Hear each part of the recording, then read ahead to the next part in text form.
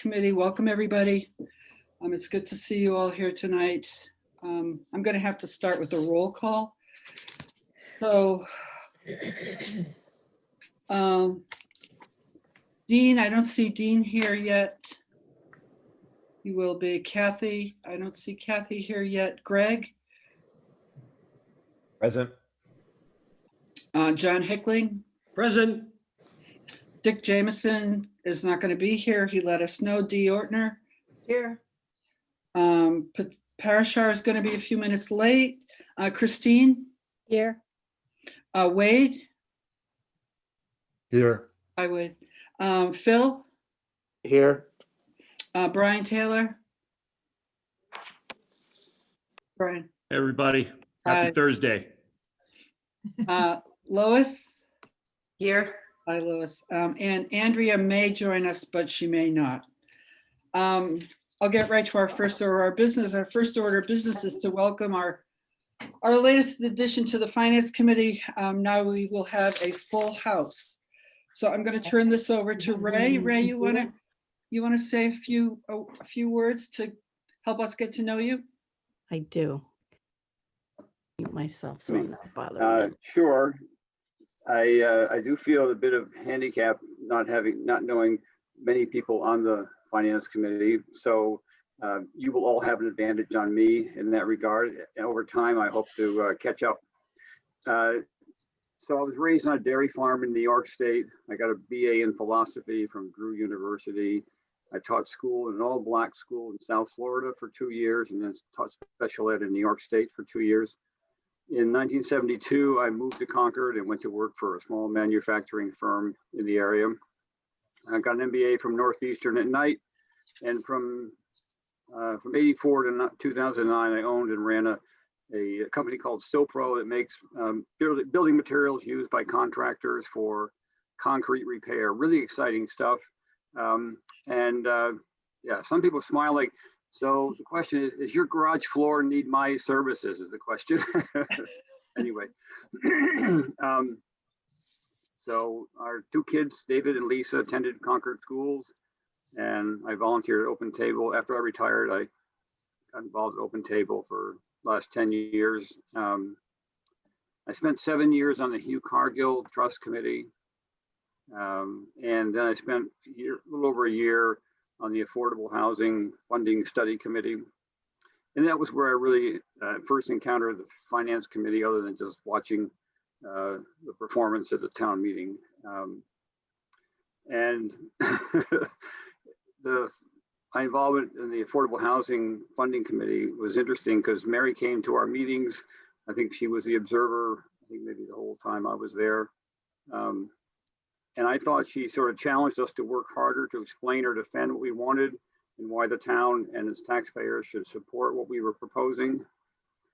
And I thought she kind of liked being tough, actually, sort of like that drill instructor on Luke Gossett Jr. on Officer and Gentleman. I'm sorry, Mary, you're gonna have to just suck this up. And so I really thought that the committee's involvement or Mary's involvement resulted in a better 4 warrant articles. I mean, what the town Affordable Housing Funding Committee proposed at town meeting in 2019, I thought was much better for involvement of the Finance Committee. Otherwise, it would have been probably not approved by the town voters and would have lacked some substance. So at that point, I became interested in the Finance Committee, and so I'm glad to be here. Well, welcome. Welcome. Ray. Thank you. Yeah, I have a question for Ray. Ray, Sure. what part of New York State? Hudson Valley. Hudson Valley. Okay. I was on the other side. Yeah, there's a lot of New York State up beyond where the IRT runs, but yes. Yeah. Right. Okay. so thanks, Ray. Welcome. Ray, one of the things that every member of the Finance Committee has some observer assignments, and I haven't gotten to yours, so I'm going to just put this out to everyone. If anyone has an observer assignment that they feel that they can't do justice to and would like to hand it over to Ray, let me know. Or if you think there's some committee that you feel we should double up on, let me know that as well. And I'll get back to you in a few weeks, Ray, and let you know. Well, I feel like an apprentice here. And so I think that to respect the committee and in the town of Concord and the seriousness, I would, my first choice certainly would go with somebody else who's already more experienced. Okay, But I'd be happy to do whatever you think. great. Okay, good. I'll keep that in mind. Thank you. Anybody else have any questions for Ray? Welcome. Yeah. Mary, just a comment. Ray very modestly left out his children and his accomplishments of his children, but I believe his daughter, Lisa, is the leading scorer of all time for Concord Carlisle high school basketball. And I remember that. And of course, Ray is very proud of his children, but congratulations, Ray. Yeah, we knew at the time that those were the good old days that we'd be looking back on forever. Yeah, that was a girls' team, women's team. 4 of them were all seniors together and had played together. And yeah, it's very impressive. I mean, the other 4 girls of that starting 5 all went to Division I schools and played sport with scholarship, and none of them were basketball except Lisa. So they were really good athletes. Is what I'm saying. Anyway, enough of that. But thank Great. you. Thank you. Okay, I skipped right by the minutes. We don't have any minutes available, but hopefully I know we're behind that in that regard, but people always have the videos. The videos are available on YouTube. So people can always learn what we talked about by watching the video. The other thing I forgot to mention is that this meeting is being recorded, but it is not being broadcast. Okay, I'm going to move right on to our report out of the debt subcommittee. Carrie, do you have those slides that you can screen share, or do you want me to do that? I can screen share. Great, thank you.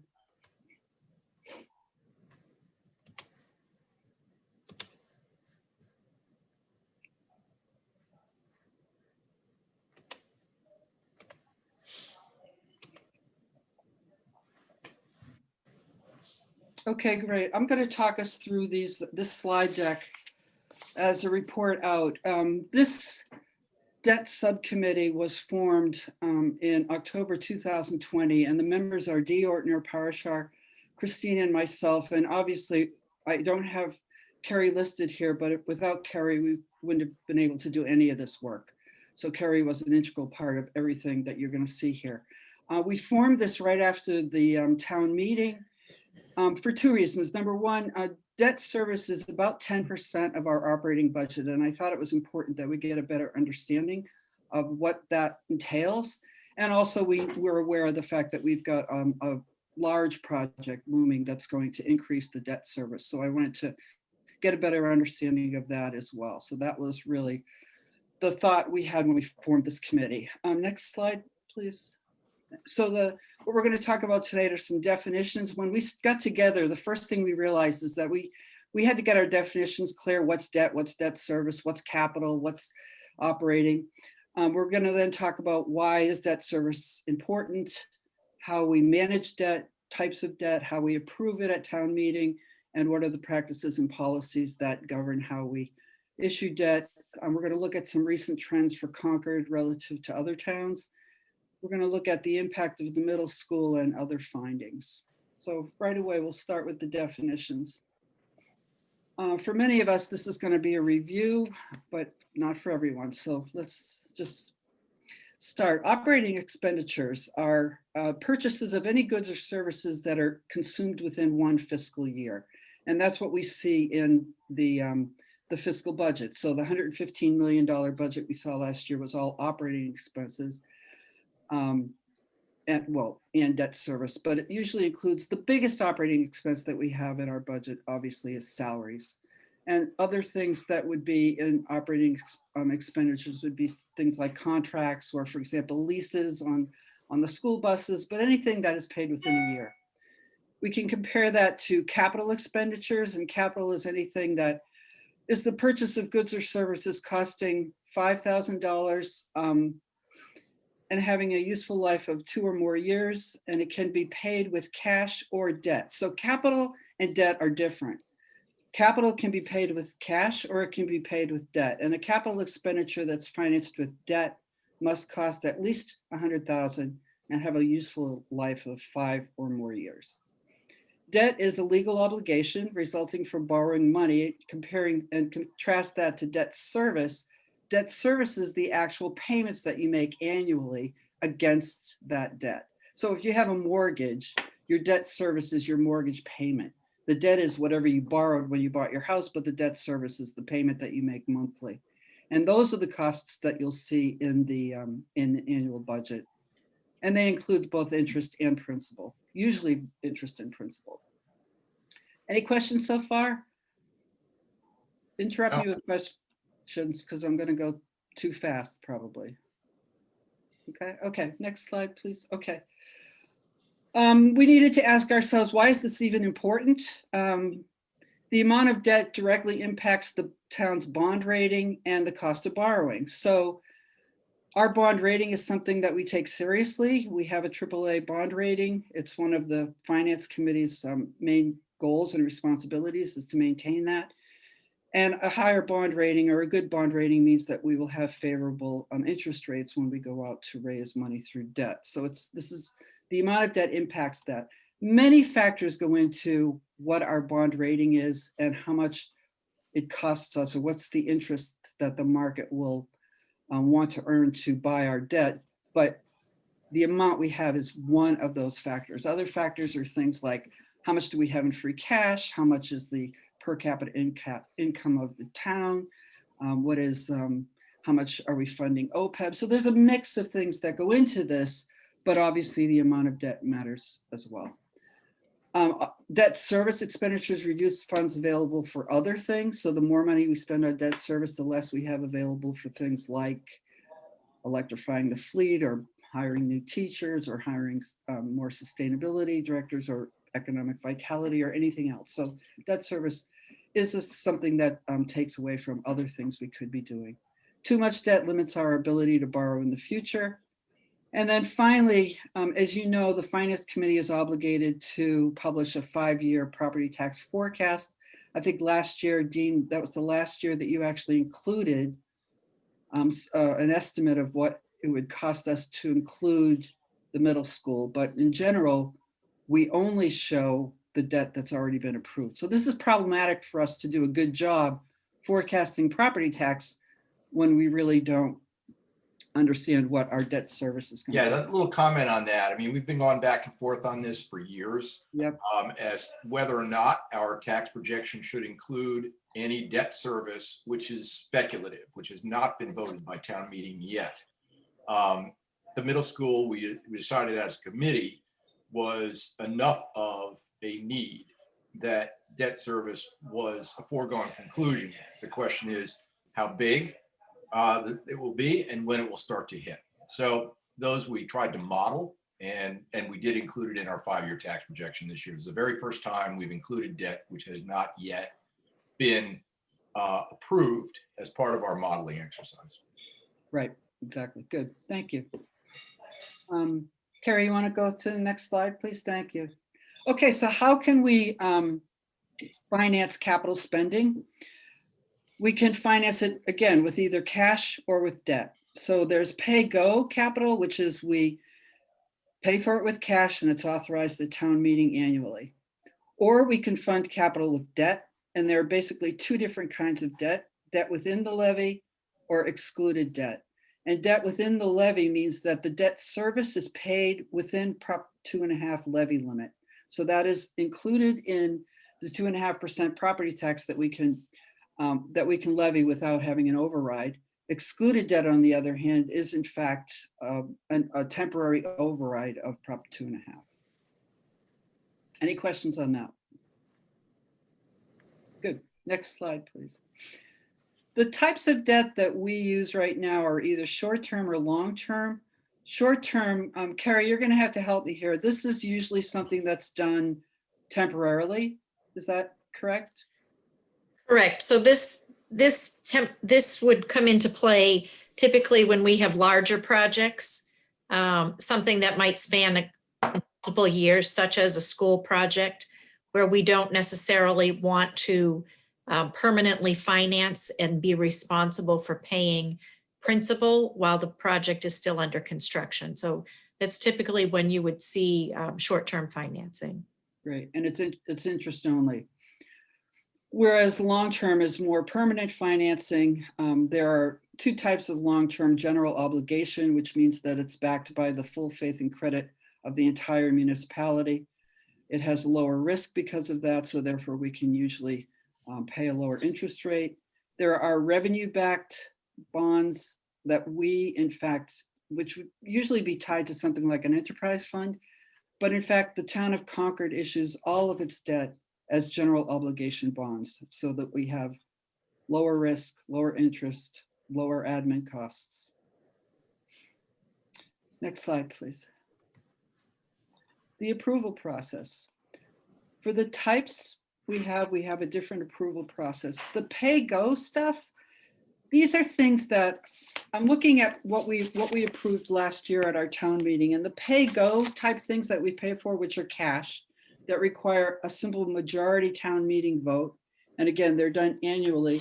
Includes small things like maybe some public works engineering projects, maybe some IT upgrades, maybe some small building improvements, maybe some small road improvements, but they're usually smaller projects. When we get to the next category, which is debt within the levy limit, that requires a 2/3 meeting vote because it's debt, but it doesn't require a vote at the ballot. And again, these are annual articles that we put forward in front of town meeting. Last year, the things that were included in this were things such as Warner Pond dredging, White Pond improvements, quite a bit of money for public works. So those are the things that are technically to refresh and maintain our infrastructure.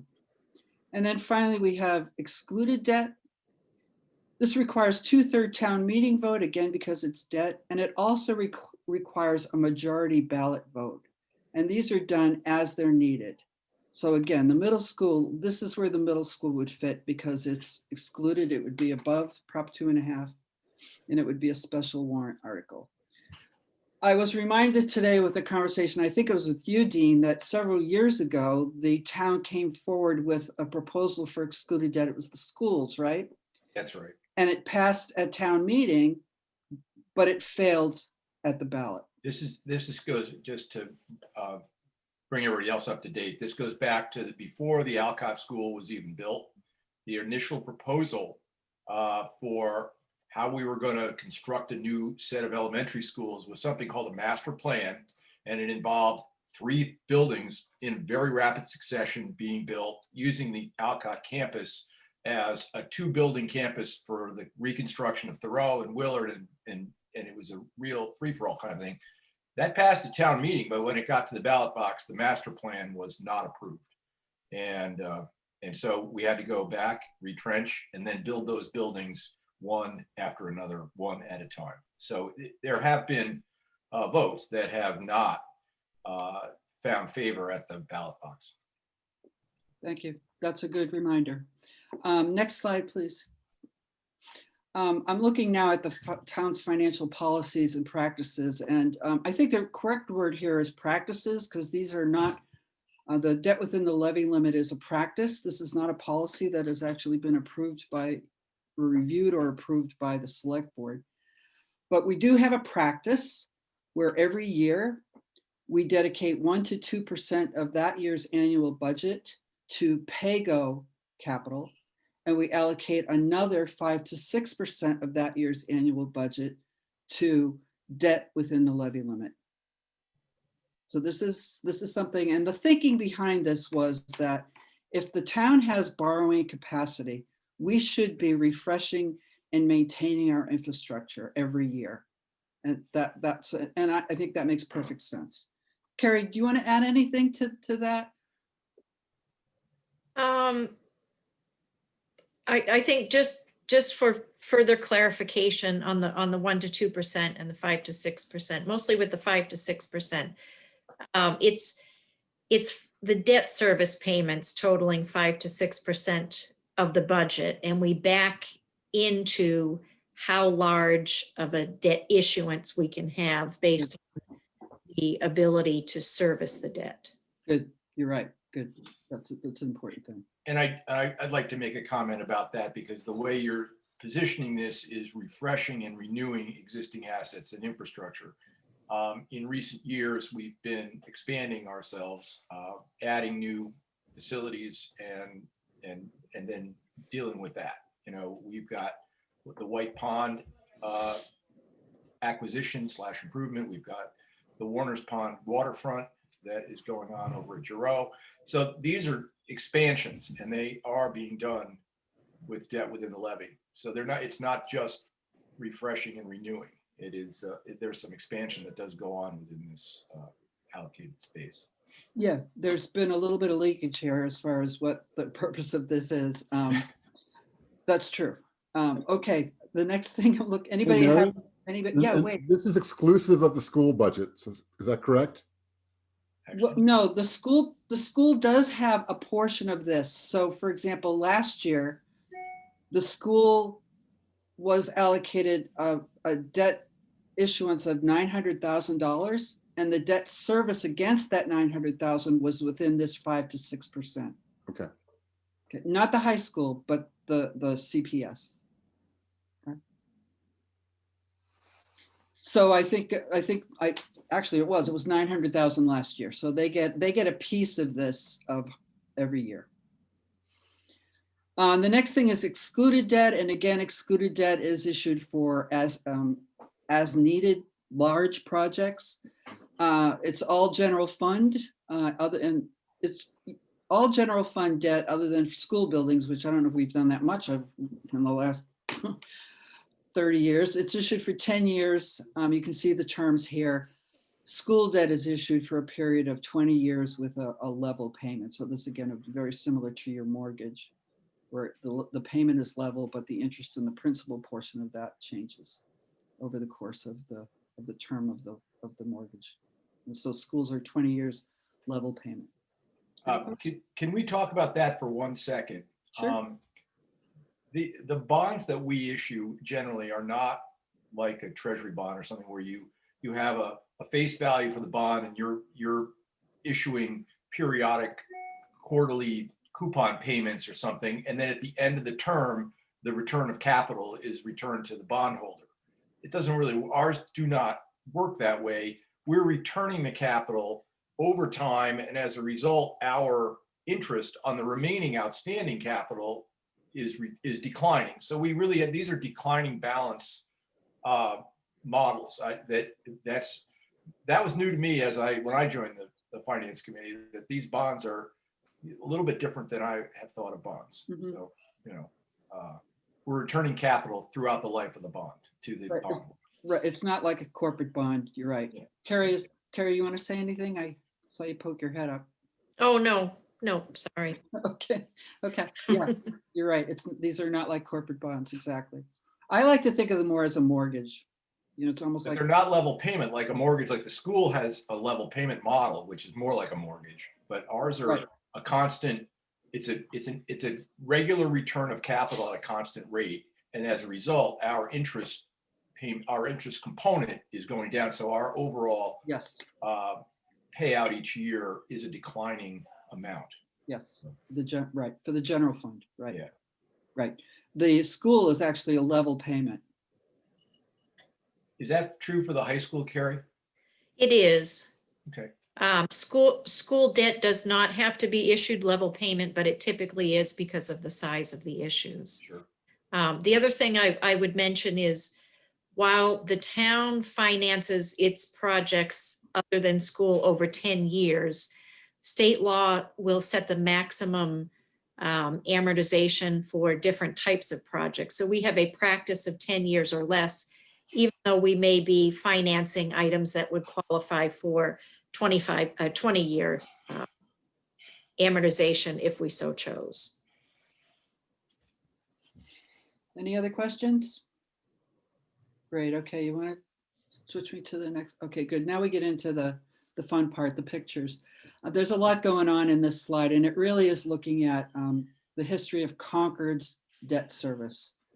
So what we've got here is the bars are showing what portion of the debt from FY07 through FY21, how much is within the levy limit versus excluded debt.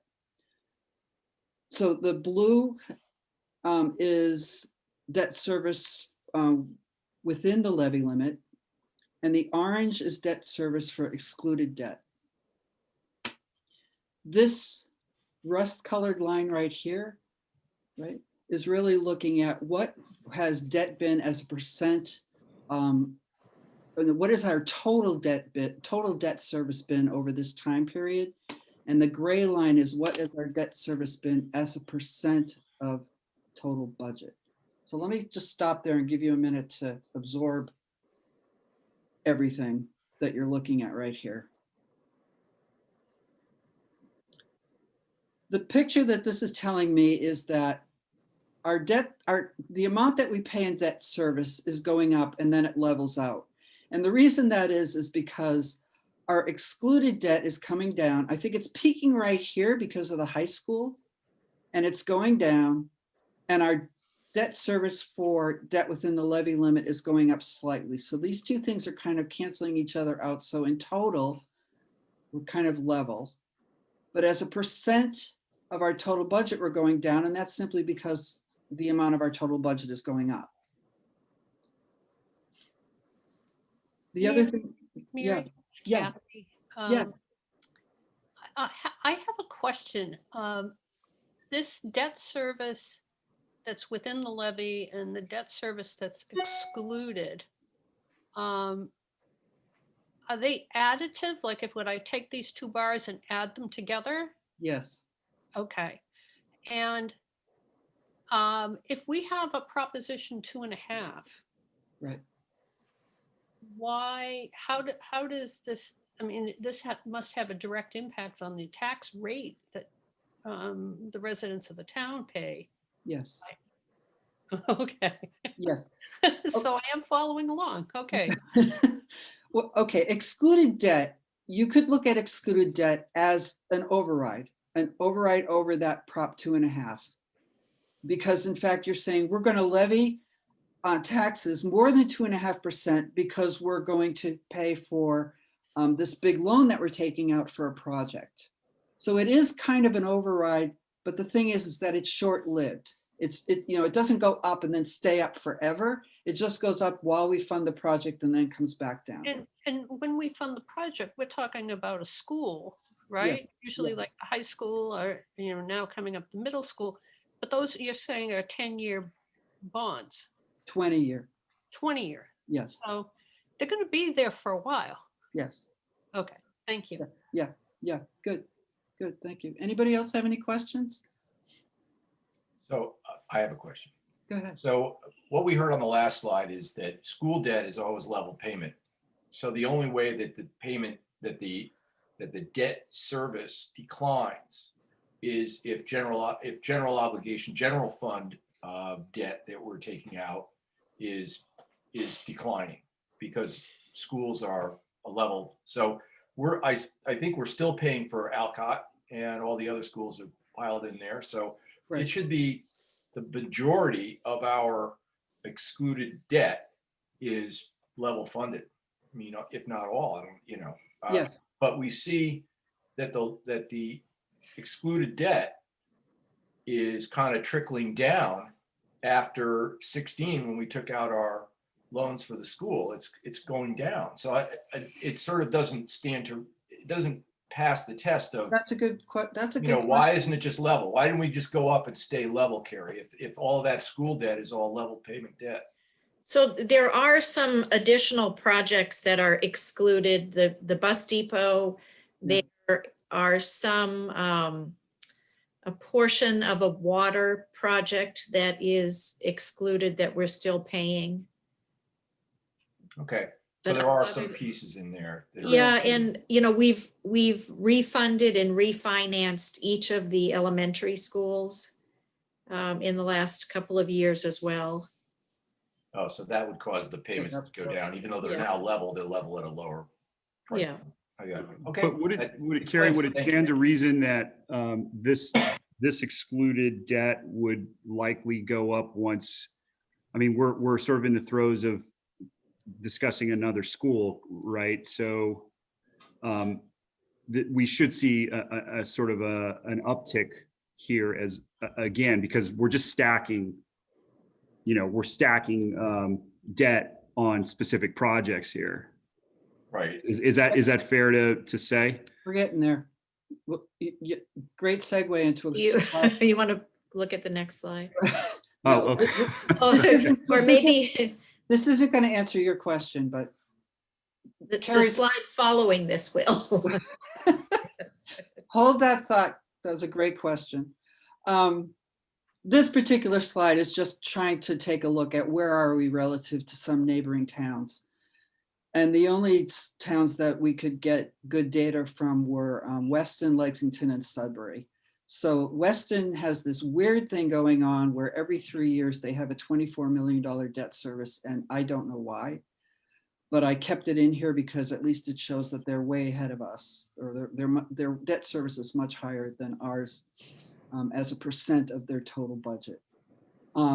The green line is Lexington, and we know that they've been doing a lot of building lately. They built a visitor center and they built some schools, so their debt service has gone up quite a bit in the last few years. Sudbury is pretty low, and we know that Sudbury is not investing in their schools, but I don't know what's happening here. But the takeaway from this really is Concord's right is pretty low relative to these three towns that we could get good, clean data from. Next slide, please. Okay, this is the slide that you were asking about, Brian. Again, I'm sorry, I have a question. Yeah, go ahead. Maybe it's for Kerry. Yeah. Given how historically low interest rates have gone, do we take advantage of refinancing our debt? We do, and anytime there is an opportunity to refinance, we look at it to see if it makes sense. The debt that we issue has specific call provisions in it. So unlike a mortgage where you could refinance pretty much anytime you want, municipal bonds have call provisions that tell us when we can refinance. And we used to have more flexibility because we used to be able to do advance refundings or refinancing. But with the tax law changes at the end of 2017, I believe, that opportunity was taken away from us. But we have done a refinancing probably, I've been here 4 years. I think we've done them 3 out of the 4 years.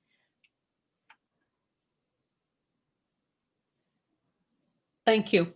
Mm-hmm. Any other questions before we move to this?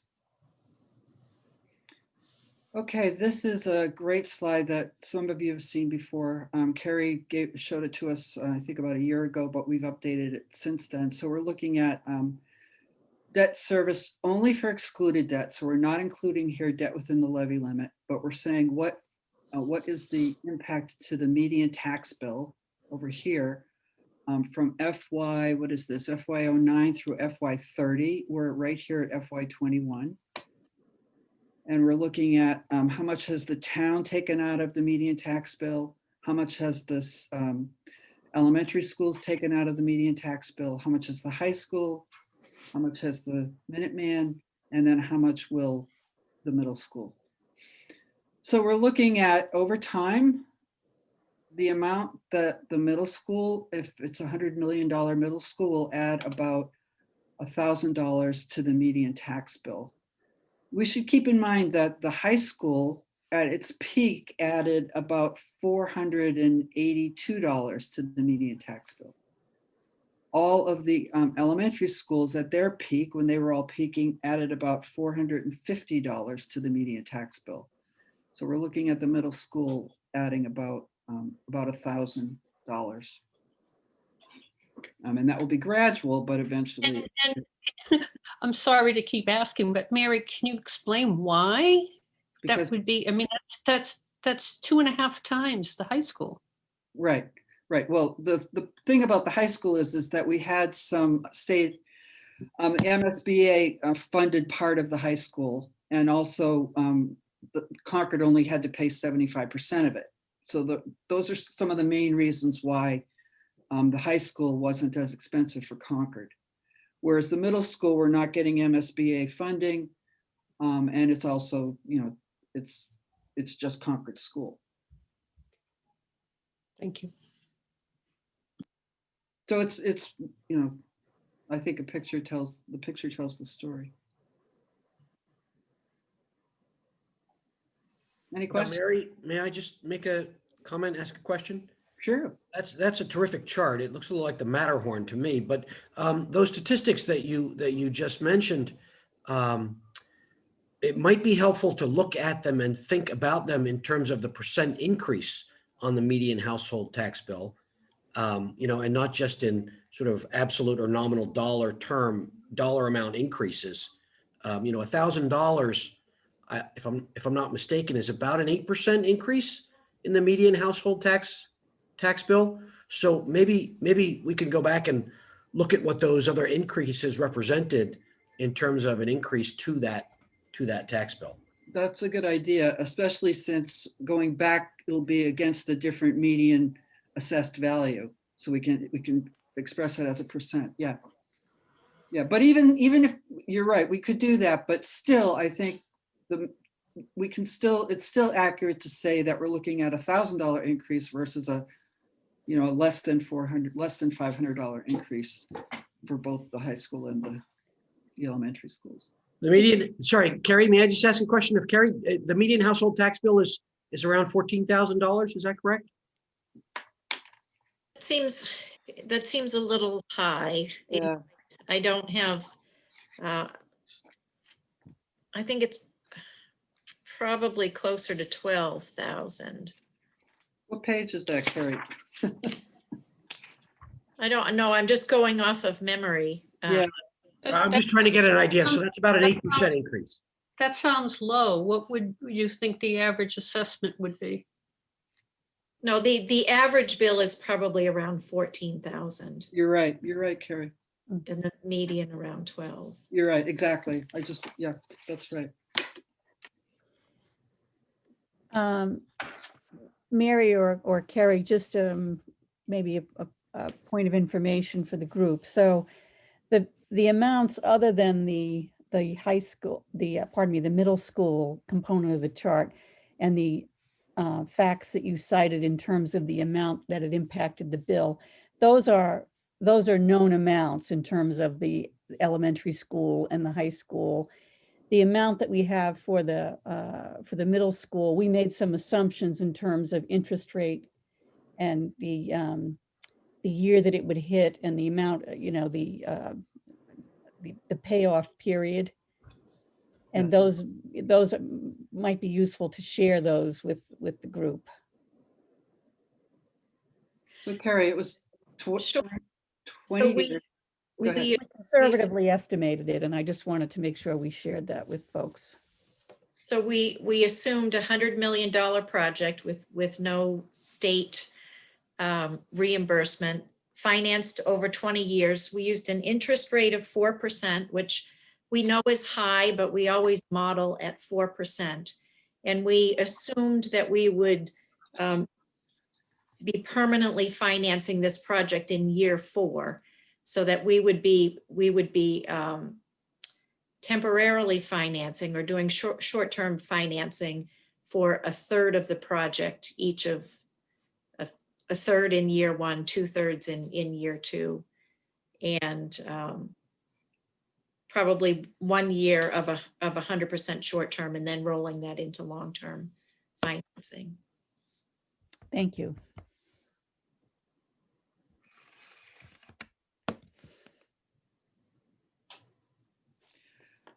So the other things that we haven't modeled in here, when we're looking out, we're really only looking at the impact of the middle school. We haven't factored in here because it's it's just too unknown.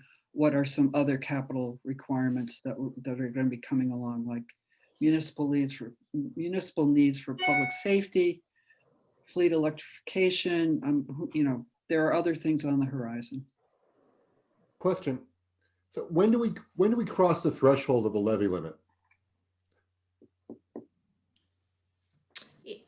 You mean, when would we exhaust all of our excess levy capacity? Yes. Is that, well, we haven't updated that projection just yet. I think the last time we did that, if we continued spending on the same level of increase, we were probably 3 years out from bumping up against the levy limit. So to finance the middle school, I mean, would this require an override if we don't get the full impact for 3 years out? At what point do you require the override? Yeah, so this assumption would be that this project would be excluded from the levy limit. That it would be 100% excluded. We wouldn't be trying to fund any of it within the levy.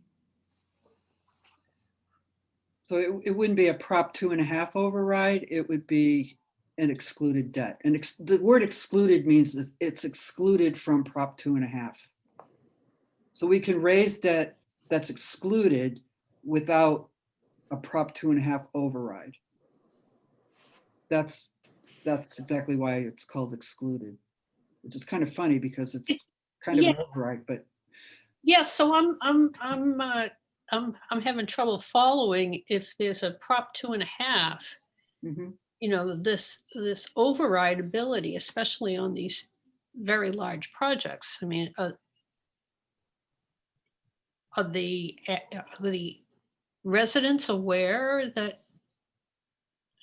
I guess I wasn't. Because it's not permanent, right? So Right. there are permanent overrides, but this override only lasts for, a finite amount of time while you're servicing that debt.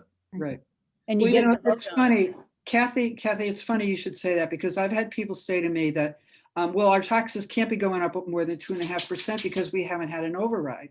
And then what you have to remind them is yes, they're going up more than 2.5% because we're still paying for all this excluded debt, which, wasn't protected by the Prop 2.5. But we voted for it, but we didn't know, so, some people know and some people don't. Yeah, so people don't, I don't think people know, Okay. but that's my experience. So very illuminating. Thank you. So in terms of messaging, one thing that we could do is just use the word override, more robustly.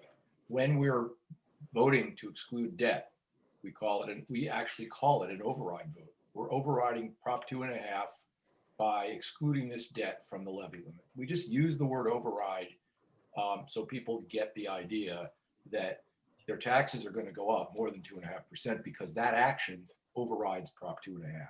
Yeah. It's excluding, but it's, yeah. Dean, I don't know if that's a good idea. I mean, Okay. those are defined terms that are used consistently throughout the state, at least. And I think we could create some confusion doing that. I agree with you.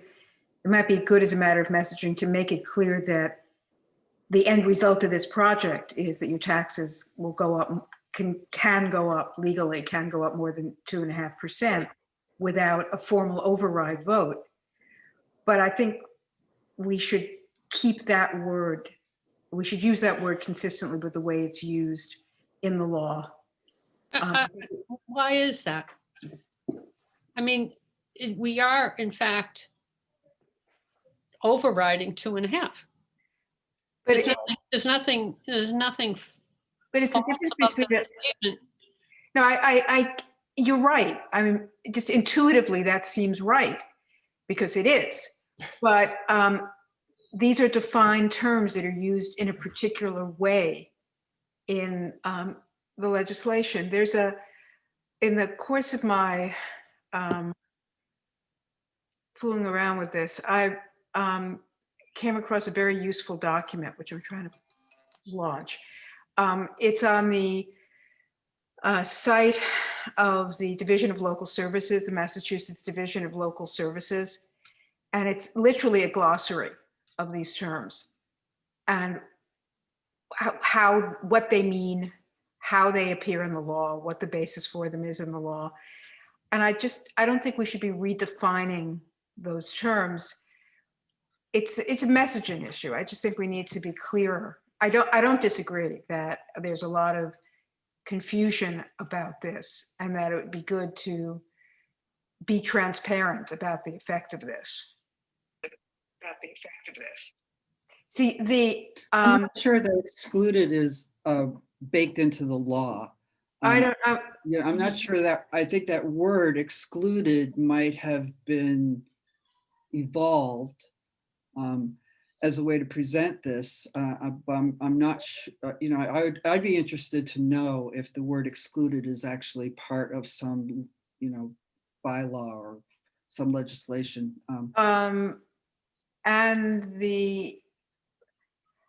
And I think you're right. It's not a defined term in the glossary that the state puts out. So you're absolutely right, Mary. Override is defined. Yeah. But excluded isn't. Yeah, I personally tend to err on the side of wanting things to be clear to people so that they really do understand. Yep. You know, what we're voting for. Yeah, exactly. So, you know, when we're voting, if we're voting for $100 million or any kind of excluded debt, forget whether it's the middle school or anything, but to let people understand that this is above and beyond the protection that the Prop 2.5 gives you.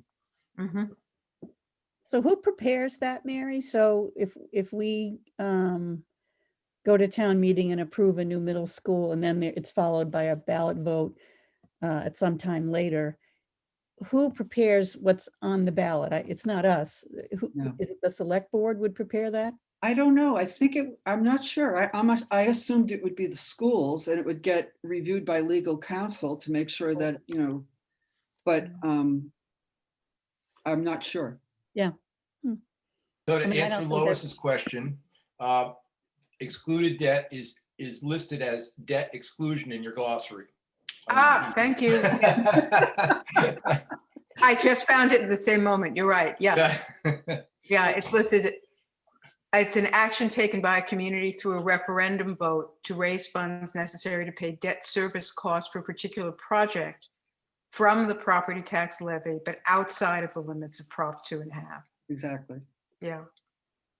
By approving a debt exclusion, a community calculates its annual levy limit under Prop 2.5, then adds the excluded debt service cost.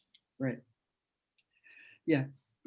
You know, I'll have to say when I first heard excluded debt, I didn't know what it meant. I didn't know that it meant that it was outside of Prop 2.5. Okay, any other questions on this slide? Any other comments, questions? So Mary, just with regard to ballot questions, Yeah, ballot questions are approved by the select board. great. Thank you. Would they initiate it as well? Well, I mean, for a school project, likely not. The discussion would not start with the select board, but Right. it would have to end up there. Right, okay. Okay, good. Thank you. Any other questions on this? Okay.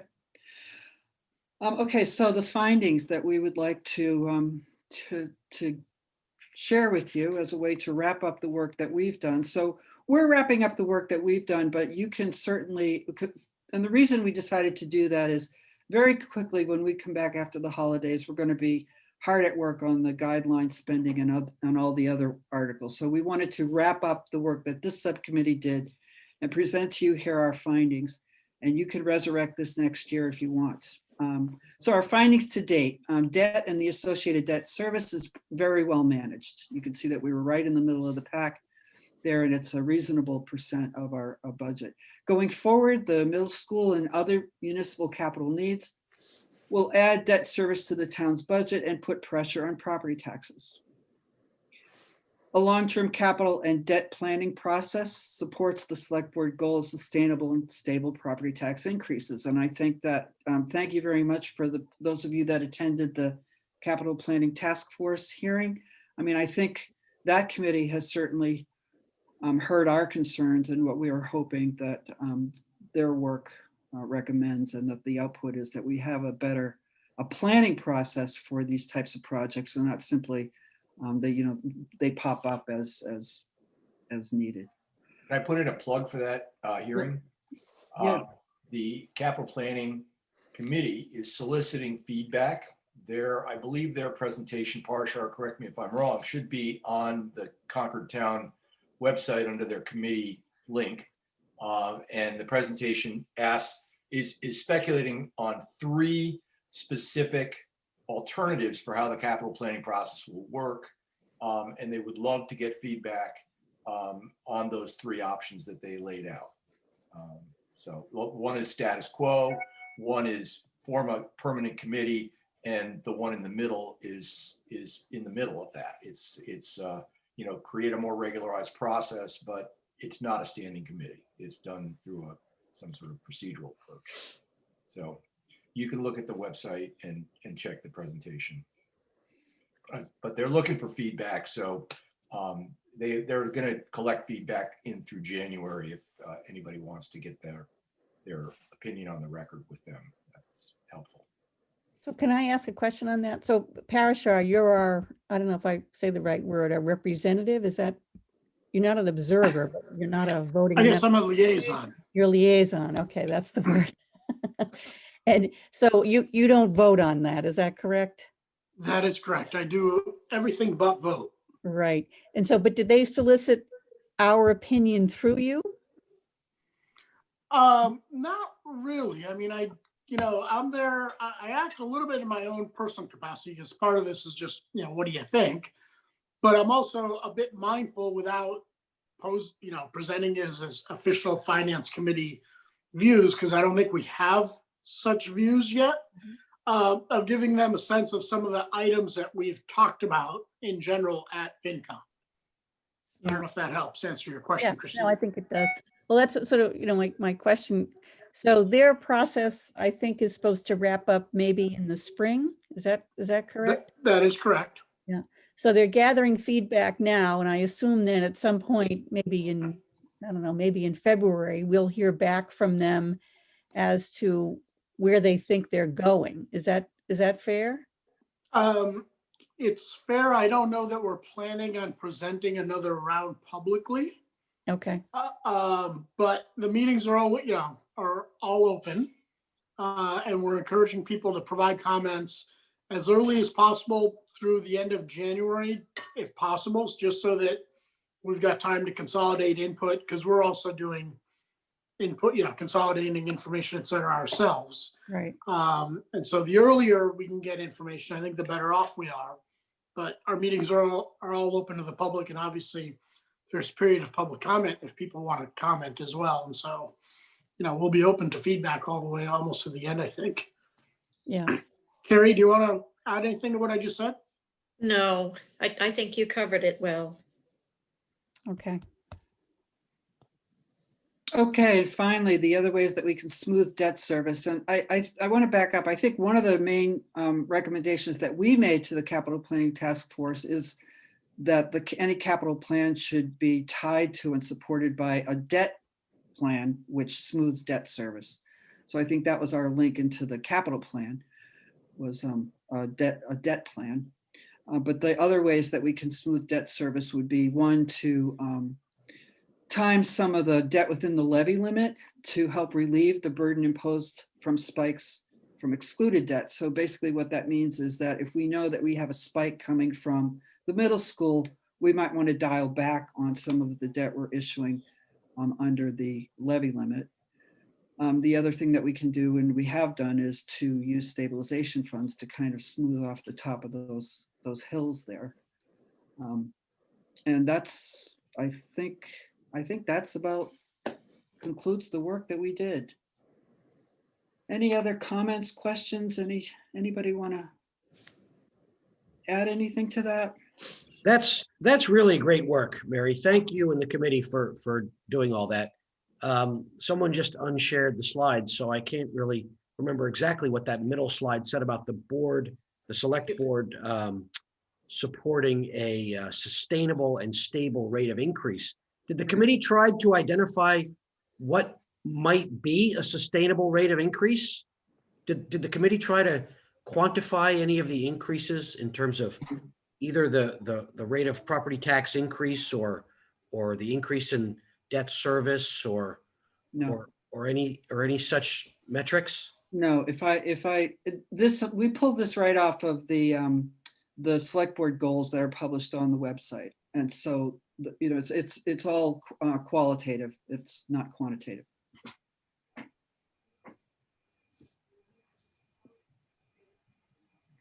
And maybe just one last thing, the last point, the stabilization fund. At the very beginning of the school committee's public hearings on a new middle school, they brought up the issue of possibly using the old Peabody School property as some sort of basis to monetize somehow, when appropriate, when determined, by the school committee to offset the ongoing increases from the debt. Is that something that is, I haven't heard anything on that recently, and that struck me as being a very good idea at the time. You're right. And we forgot, or at least I forgot that.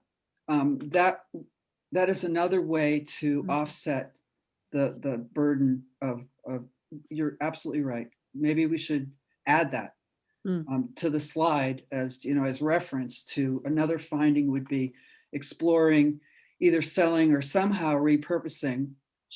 Somehow repurposing or monetizing however, the town deems appropriate. Yep. Going forward and when appropriate.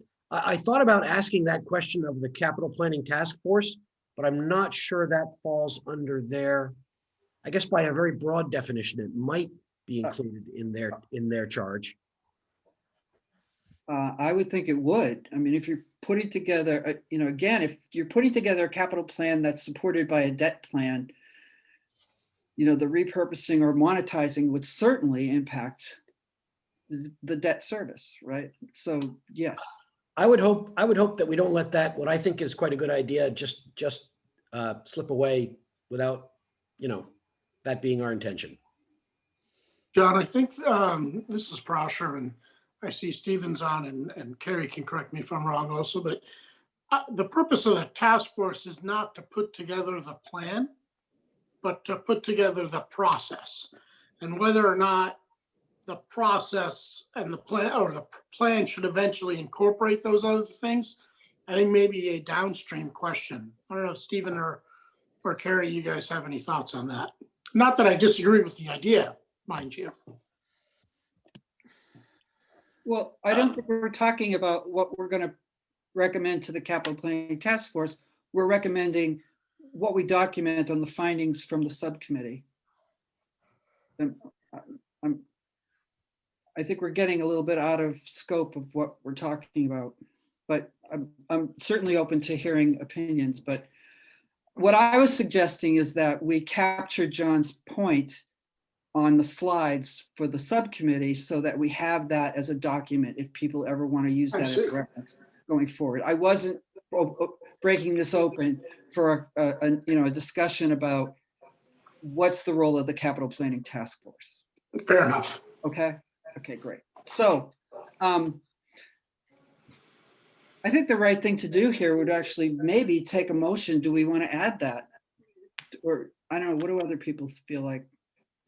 I think that's good. I think having, a point that says we should also be considering, in this case, we happen to have an opportunity that there may be some property as the school, they give it back, I guess, to the town. It belongs to the town, that is a consideration. So I think that's a good one, to add. You could always consider the sale of excess property.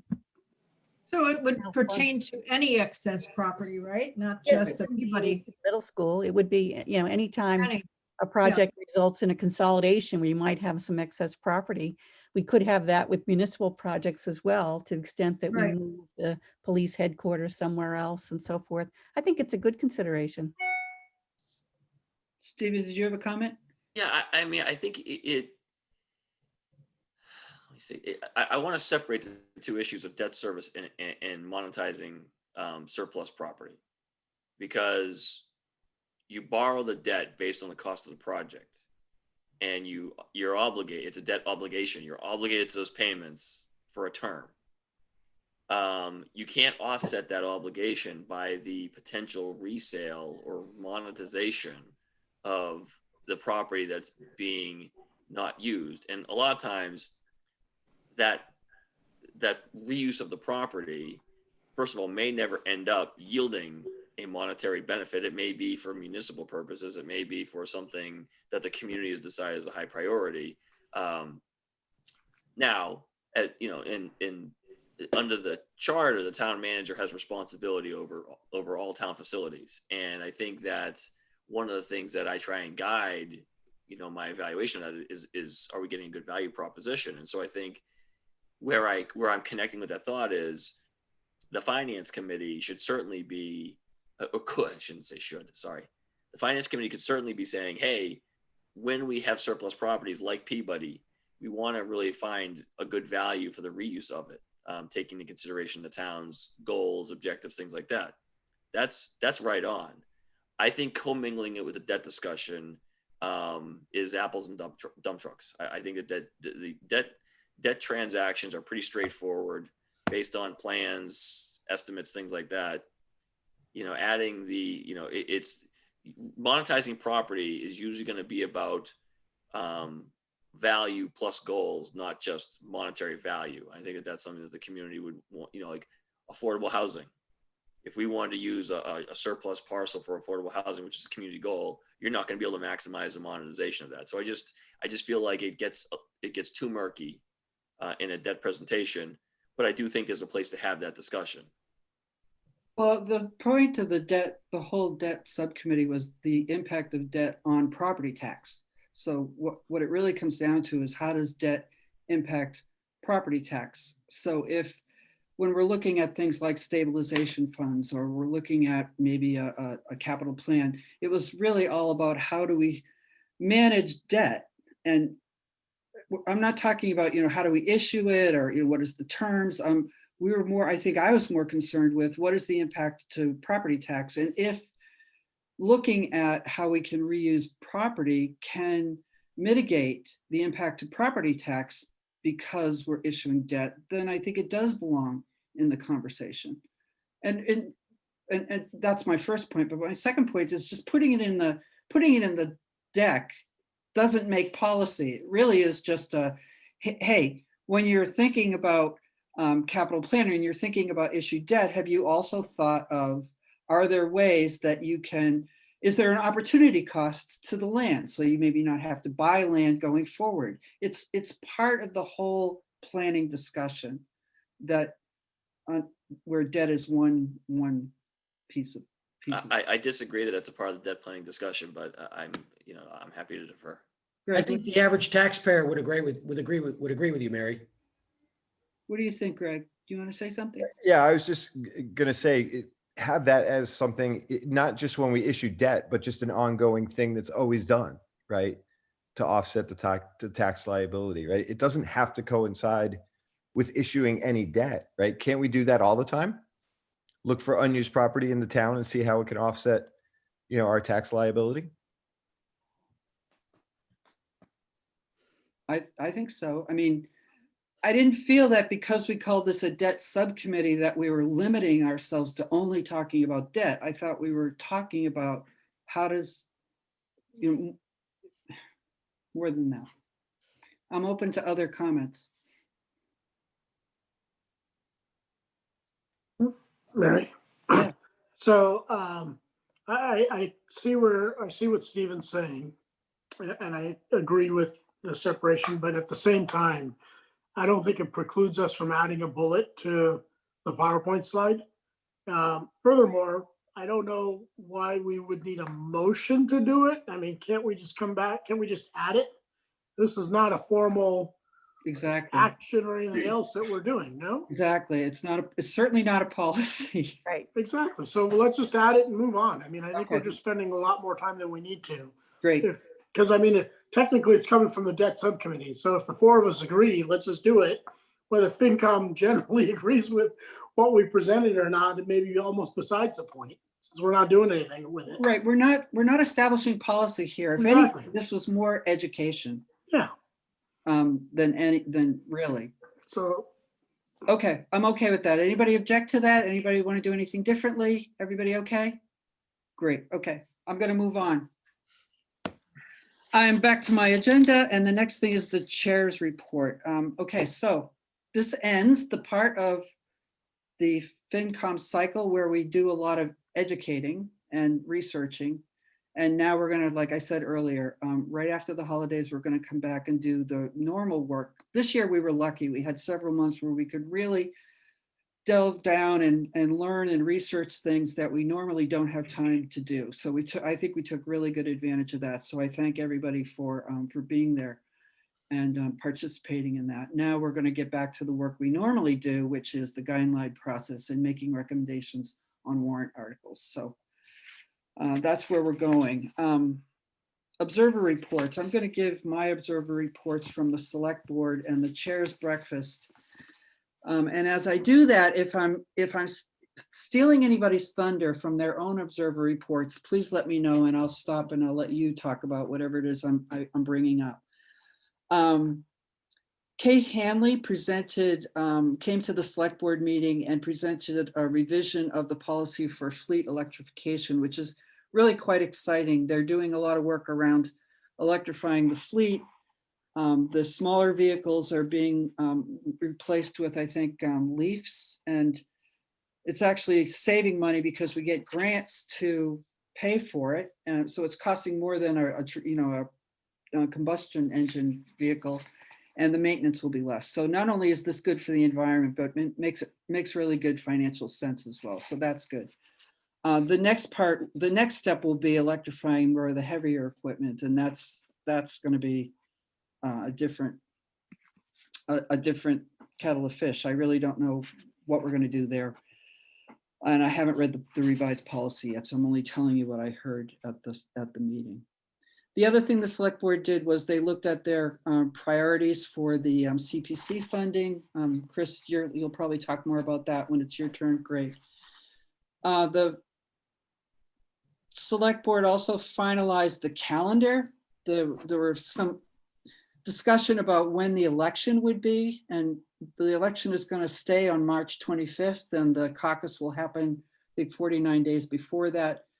What kind of a caucus is going to be is still up in the air. It's, we're obviously not going to be able to get together in a room like we used to, but it looks like the town election will happen March 25th as it normally does. The other thing that's afoot is the people who are looking at the NMI StarMet property on Main Street are going to come to the select board and present.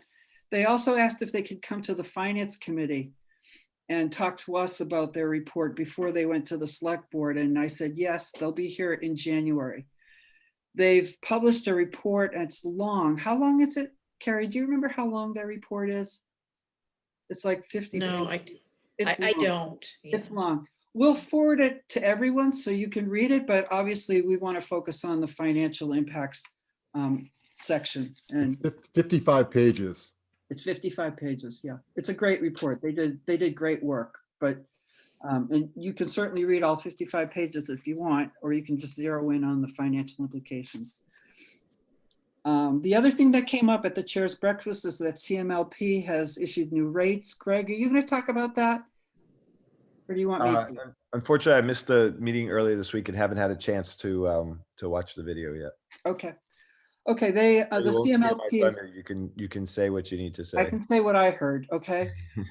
They've issued their new rates. They've got some time of use rate schedule, which gives preference to people who use electricity in off-peak times, which I think is 7 o'clock at night until 2 o'clock the next afternoon.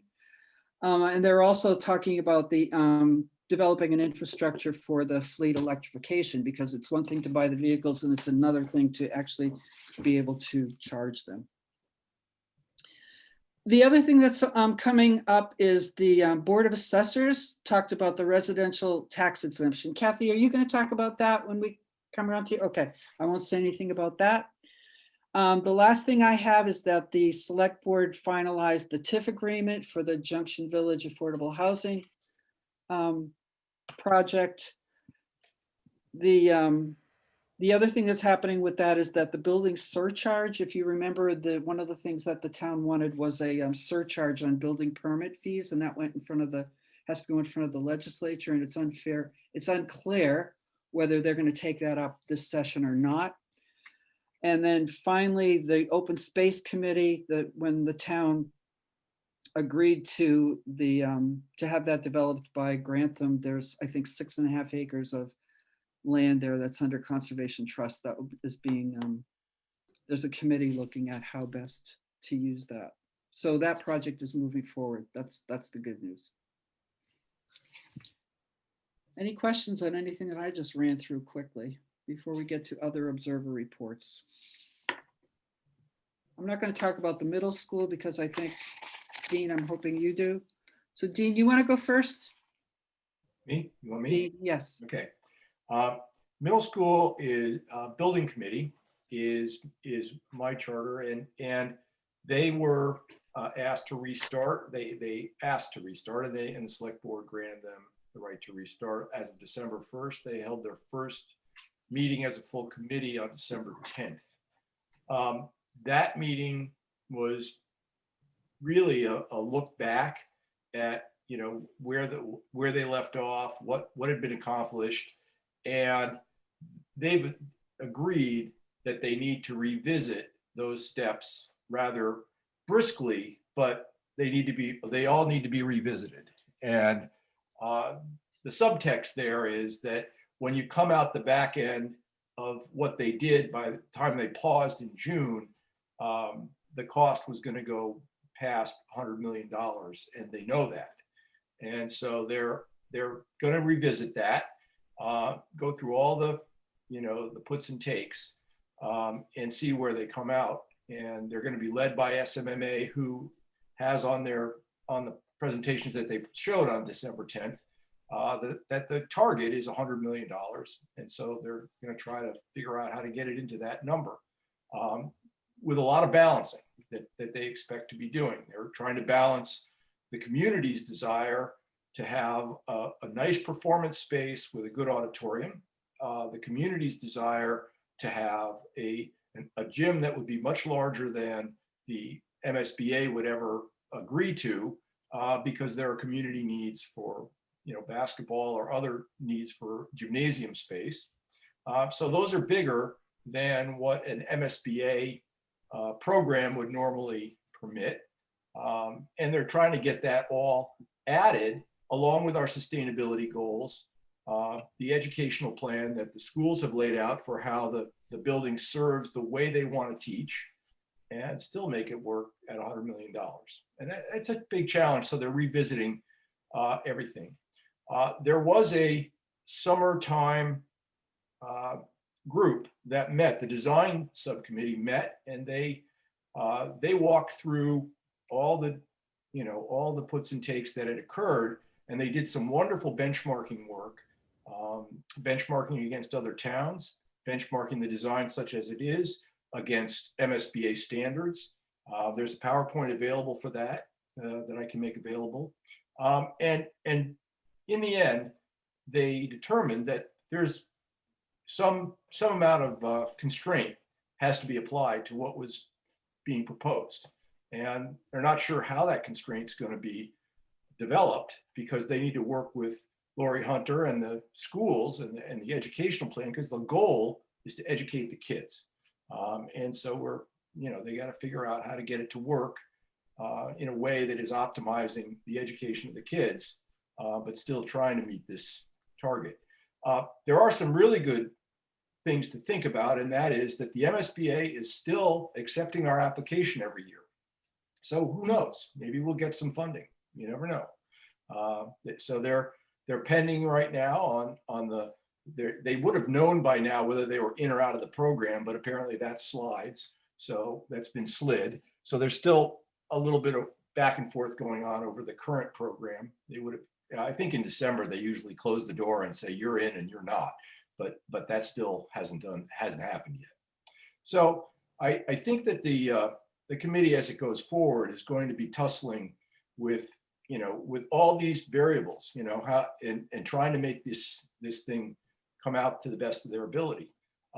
They've got an aggressive schedule to get that revisiting of all the work that was done by March, and then they'll say, this is the design, this is the way we want to go, and then they have to develop it and flesh it out and do the schematic design work. So they're hoping to have that start in March, and the Gantt charts show that the building opens on September of 2025. So that's what they're currently showing. And when will they come to town meeting for approval? There's a great question. They will come to the town meeting in the fall, at a special town meeting in the fall of 21. Because from March until the fall of 21, they'll develop the schematic design. And then after they have the schematic design, they come to town meeting and say, this design is going to cost X to build. We need your agreement to allow us to fund it. And then after that, they build construction bid documents and all, and then they're off to the races. But they need bond approval at that point. So it's fall, it's like October, November timeframe, special town meeting of 21. Great. Does anybody have any questions for Dean? I do. So when would the ballot vote be, Dean? Well, it's probably in that same, so you end up with I think a fall of 21 special town meeting, and then I think it's like 45 days is the limit. You can't go any longer than that, something like that. It's like 30 or 45 days. You got to get it done. You got to get the vote done. So it's probably in the fall of 21. Okay, thanks. Dean, do you have anything to tell us about CAB?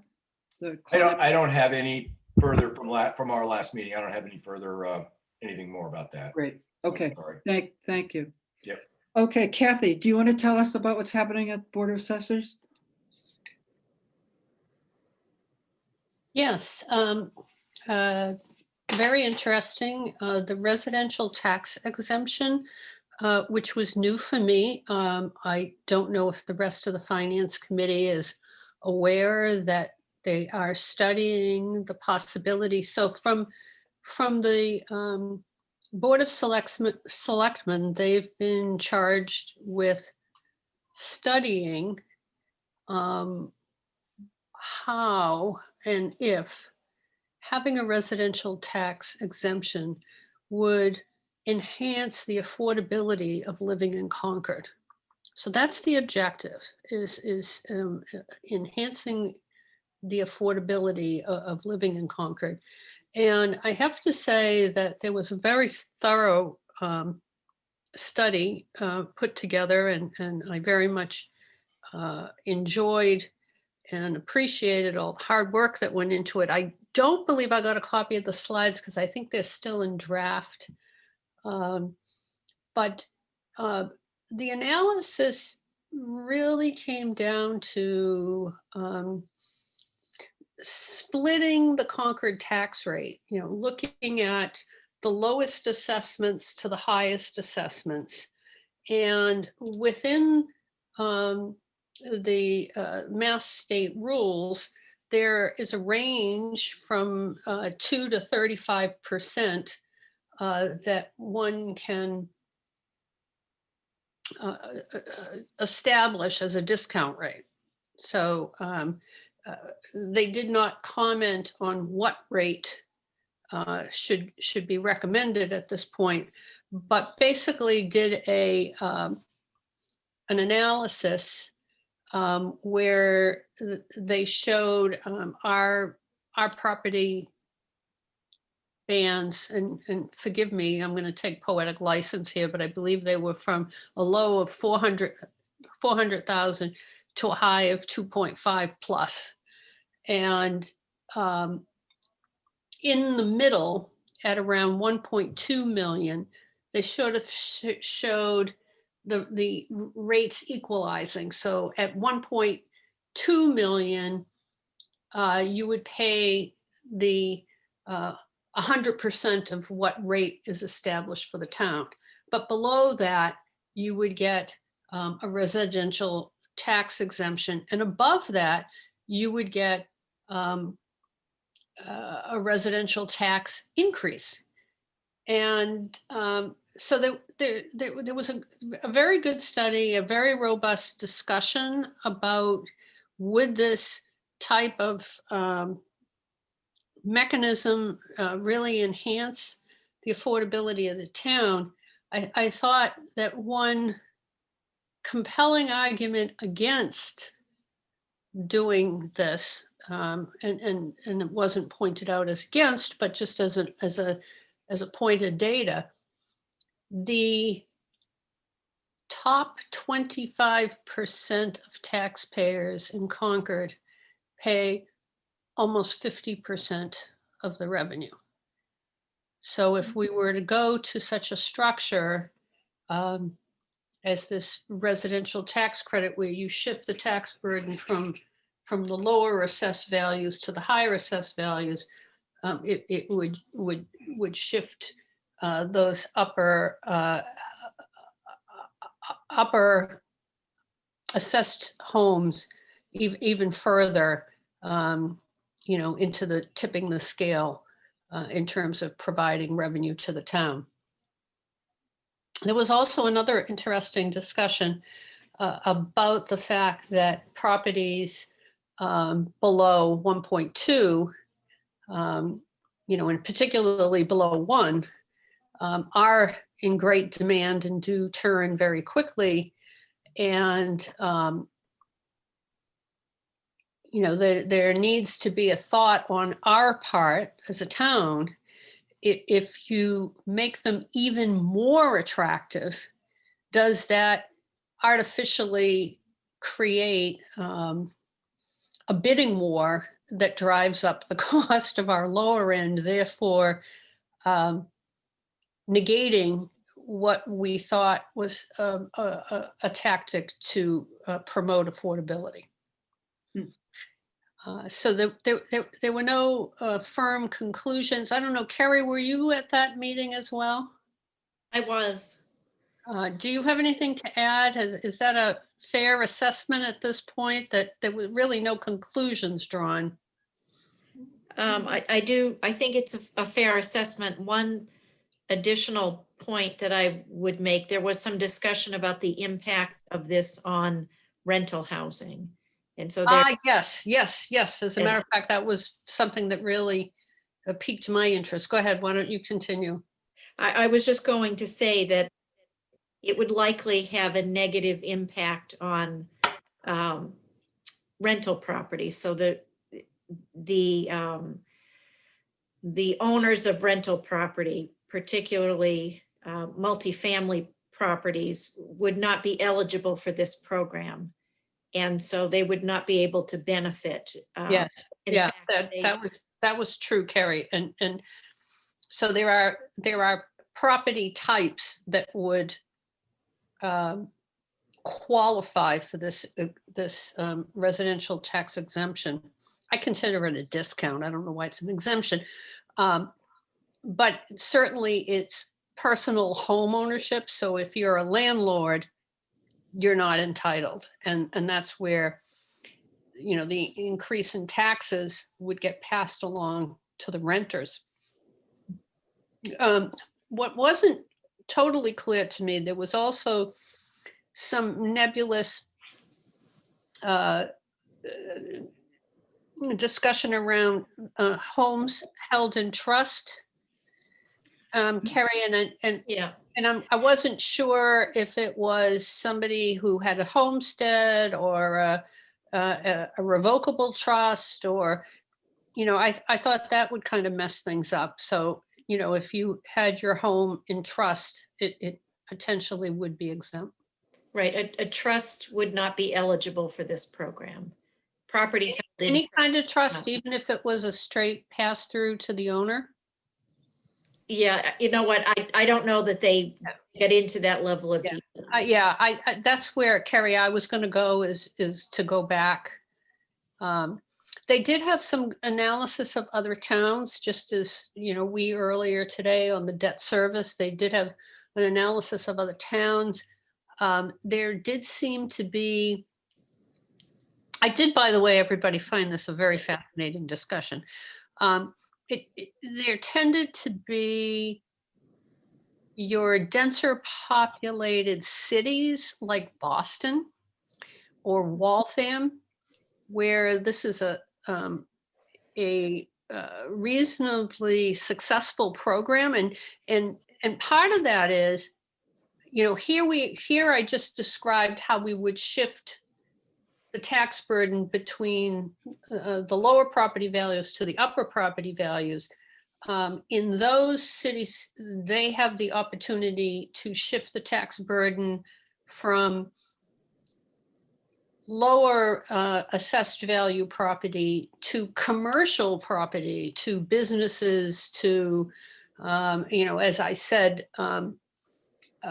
non-owner occupied property, which, as you can imagine, in Boston, there's quite a bit. So it, as a matter of public policy, it creates a good public policy for the city of Boston, and I would think also for the city of Waltham, that you're encouraging home ownership and shifting the tax burden to you know, whether it's manufacturing or non-owner occupied apartment buildings. But again, you know, I came away with two things. I think in Concord, we don't have an industrial base to shift the burden. It would go to the higher assessed values properties in the town, which would exclude me, so I have no problem with that. But you know, I don't know that it meets the objective. And again, I think if the tax burden went to non-owner occupied and it translated to higher rents, I certainly know that the rents here in Concord are high enough that we don't have a whole lot of lower income folks living in the town. So again, I don't see it serving the objective, but that's for others to decide, not me. But I do think it's important for us as a finance committee looking at the town's tax rates and policies. Yes, Dee, did you have a question? I was going to say, I was also on that call, and I thought it was one of the best meetings I've ever gone to, the Board of Assessor meeting. And I thank you for all the insight that you provided. There were a couple of statistics that I thought were rather interesting too. One was that there are over 300 municipalities in the state and only 15 use this process. And the other one was that because, as you talked, we have such a high percentage of property owned by owner. 91 to 92%. 91% in our town, that the one of the 15 entities, the one that has the highest percentage of personal property ownership, that value is 78%. So I thought those two statistics that they presented early on, I thought, why are we thinking about this anymore? It doesn't make a lot of sense in this town. And didn't they take a vote at the end? I thought they took a vote. Yeah, they did. Right? Yeah. And that they voted against doing this. And so at the meeting that they go to with the select board, they'll be presenting it. And it really was, I don't know if they, you know, if it was taped to Zoom, but if it was, it would be a great and very interesting. It was very interesting. conversation. Yeah. By the way, the gentleman who put the material together was fabulous. He really was. Yeah. Yeah. So they Very- are going to be presenting to the select board, and I think you're right. I think they did vote, and You're right. Tom Matthews, is that the chair of Yeah. that board? Yeah, He was he's- at he the was chair's terrific. breakfast and said that they are not recommending that the town of Right. Concord implement this. So, and this again is a select board decision. It's not a finance committee decision. I mean, we're interested, but it really just shifts the tax burden. It doesn't increase the amount of property tax we're raising. So it's really outside of, kind of tangentially, we're interested, but we really don't have a say. So Mary, were you aware that this was being looked at? You must have been. Yeah. Yeah, Yeah. because, well, the select board gave them the charge to go and look at it again, even though they had looked at it before, but thank you for that. That was very thorough, and you're right, it's a good board. They do really good work. And just to wrap up, my other assignment is to the retirement committee, and there's nothing to report to the finance committee there. Okay, thank you. Okay, Greg. Are you still there, Greg? I am. Do you have anything to report about the Board of Health? No, they did not. Surprisingly, they did not Wow. meet this month. I think they're. I'm not positive, but I assume the board members are busy handling other issues right now and didn't have a quorum. So they did not meet this month. And like I said, I did not get to the light plan. Okay, thanks, Greg. John? Is John still with us? Nope, I'll get him if he comes back. Dee, you want to talk to us about the schools? Yeah, the last couple of meetings, just a couple of points on finance. The CARES Act, money that they received from the CARES Act ends at the end of the year. So they will have all of their expenses accounted for, and it will be at the first meeting in January that they review it with the school committee. And I think it's maybe January 5th. They have looked at an early retirement scheme for 2022. And at the December 1st meeting, the school committee asked Jared to review the difference between an incentive of $30,000 versus $40,000 for early retirement. And so that was reported out at the 12/15 meeting. And his analysis is available on the school committee website. It's not on the town website, but if you go to the school committee through the Concord Carlisle school, you'll find under school committee, you will find that report. And it's really rather interesting. So I don't know if they came to a conclusion at the 12/15 meeting because I was not able to stay to the end of the meeting when it was going to be addressed. And the tape isn't up yet, or the Zoom meeting isn't up yet. So I'll be able to report on that finding. They did vote, and they voted to go with the 30,000. Oh, did they? Yeah, Good. Yeah. It was Okay. clo- it was Well, a but close- there are the numbers. it was a close They vote. would have saved because they had 23 CPS teachers and 6 regional school teachers who did take the incentive. And if they had adjusted, now they had one in 2017, and then and again in 2020, but I don't know what the issue was in the 2020, how many, if that was part of the 23 and 29, it's not well described on this. But anyway, they said if they had used the 30,000, the difference would have been 200 and over a 5-year period of time, they would have saved $224,000 at CPS and $60,000 at the high school. So I think because of that, in taking on a new incentive, they will, as you reported, they will lower it to 30,000 instead But of the 40. number of people, I think the number of people that are going to take it is still a variable. So we don't know yet what they're going to So save. the number I gave you were the ones who have already taken it. in Right, but I think they have- 2017, and they have until- had a short- They have until, I think, January 29th to find out exactly who will sign up for it or not. So we'll know before we do the FY22 budget we'll have a really good number for. Well, they would know, yeah, before that, but I Right. don't know. Thank Right. you. But they will know by, hopefully they'll know by, no, not hopefully, they will know by January 29th who is going to take advantage of this and who isn't. So we should have a Great. good number then. Okay, great. Anything else? No, Okay, thank you. Parashar, do you want to talk to us at all about planning? I think we've done capital. There's plan- nothing, yeah, for capital planning, I'm not gonna get into. I think folks kind of know where we stand. Planning board, there was a lot of conversation about the tree protection bylaw, which I won't get into. But other than that, there was nothing that concerns FinCom directly.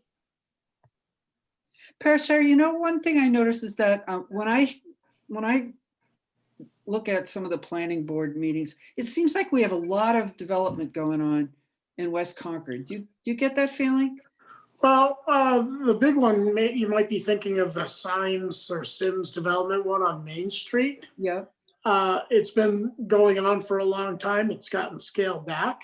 Yep. From like 36 now, I think down to 16. They changed the nature of.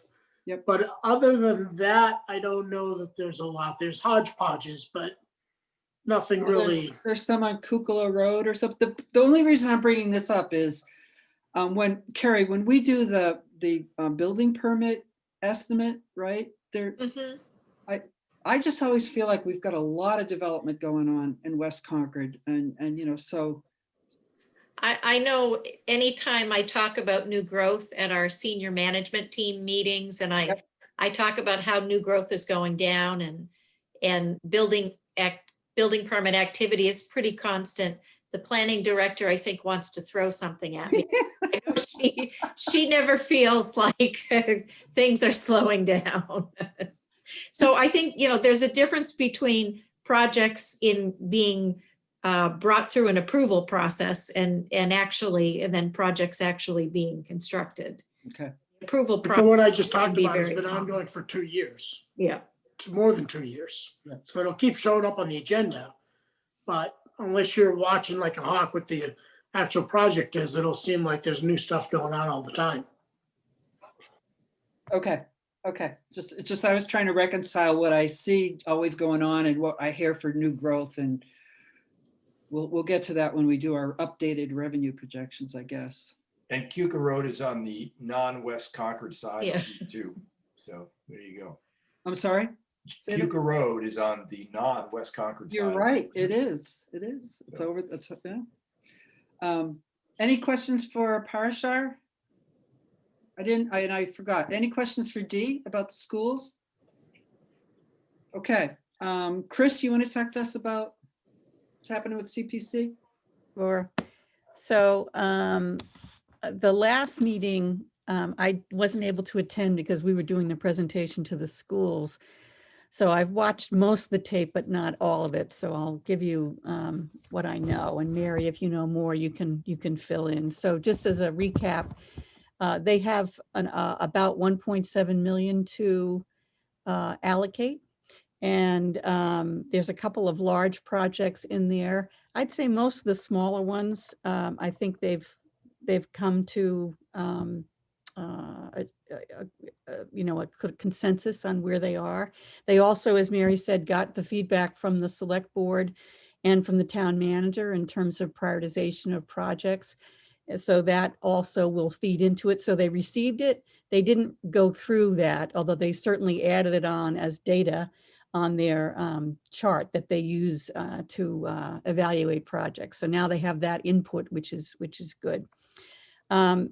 So in terms of the large projects, so the one that I know I think has gotten a fair amount of discussion there, and they also had new information, or they had a letter related to it, was the affordable housing request for $500,000.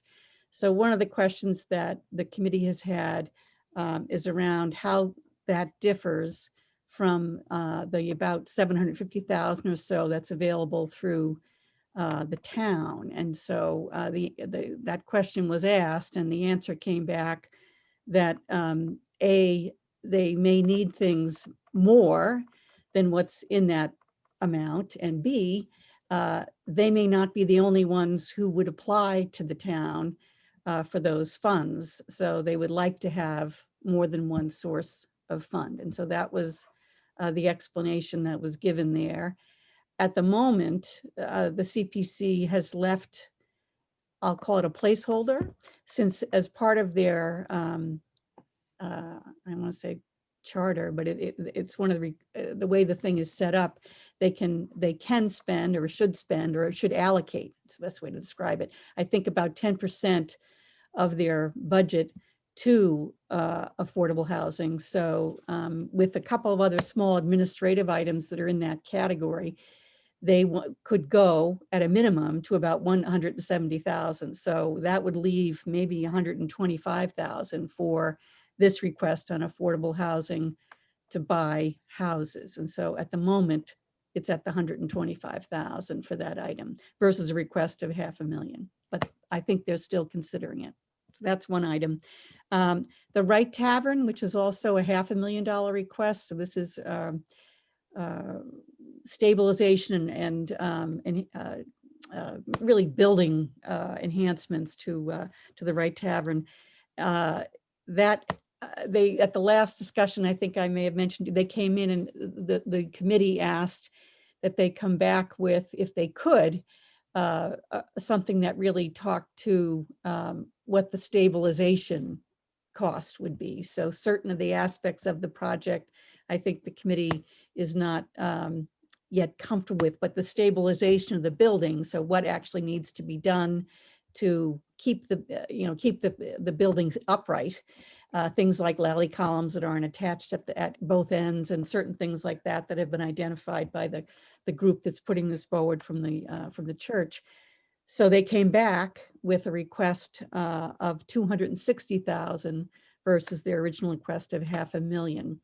They've also potentially asked for more time. So because the CPC, like we, have a bit of a different schedule this year. So the CPC has their deadline set just the way they would any year, although they recognize that because town meeting is being pushed back, there may be some additional time. So I think they're considering that request. I don't know if they concluded they would, but I think they may ask, or the Wright Tavern folks may come in maybe perhaps a few weeks later with perhaps a more a second bite at the apple. So they put in the 260 and the committee is going to look at that.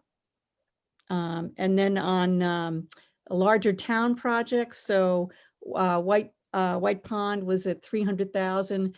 There was more information, answers to questions essentially that were provided by the assistant town manager at their meeting, which I think was helpful. And then obviously there was a public hearing just last night. And I think that there was also some feedback perhaps coming from that. So I think they got an update on some of the answers to their questions, which was helpful. But they haven't concluded on that one yet. So that's about 300,000. So, and again, they asked for the split between what is stormwater. So the main components of that project is ADA or disability access from the top of the property down to the beach. And the second is improving the stormwater treatment at the location to help the water quality. And they asked for a breakdown of those two components, and they were provided that as well. So I think they're moving forward. They're getting the information that they need. They continued their deliberations on that. Warner's Pond, the only thing that came in new on that one was I think I mentioned this, that one of the folks on the CPC had an idea that perhaps the fill that's going to be removed from the Warner's Pond as they dredge it could in fact be sold to another project that's going on in town that would use landfill. And unfortunately, they learned that the type of sediment that's being removed from Warner's Pond, in fact, is not what could be used in the landfill. So that was something they thought might reduce the cost of Warner's Pond, but in fact, it looks like that's not the case. So that was the discussion there.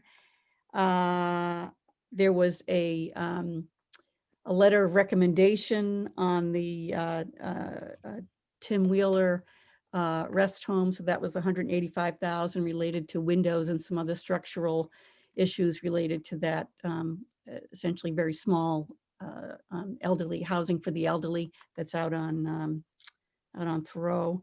So they had, I think it was a historical society came in and said that they were in agreement with that.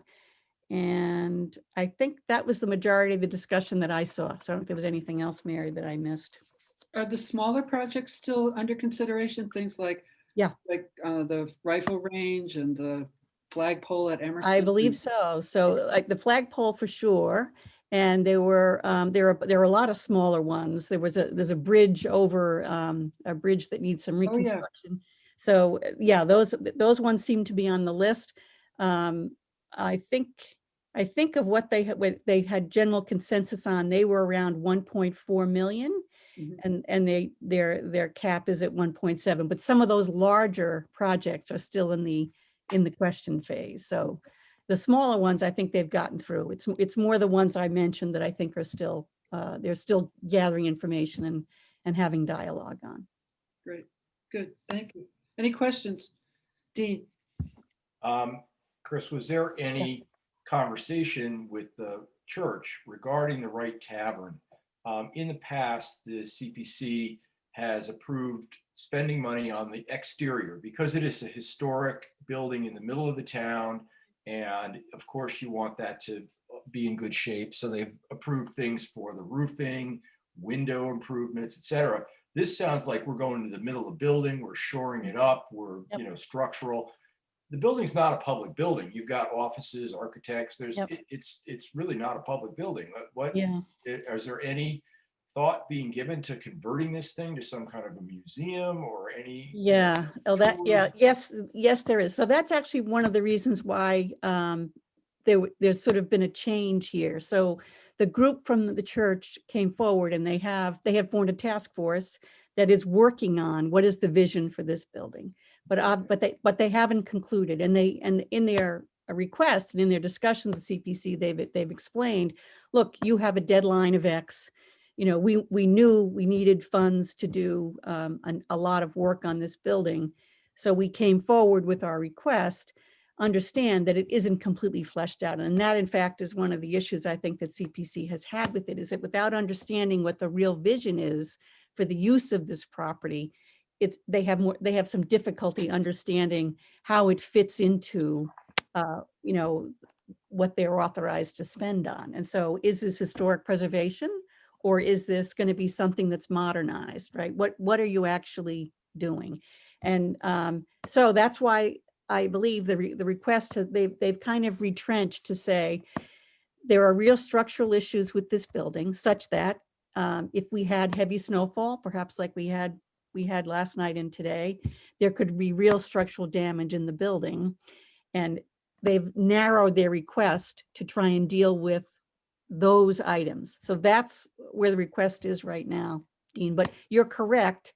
They haven't yet fleshed out what the end game is for that building.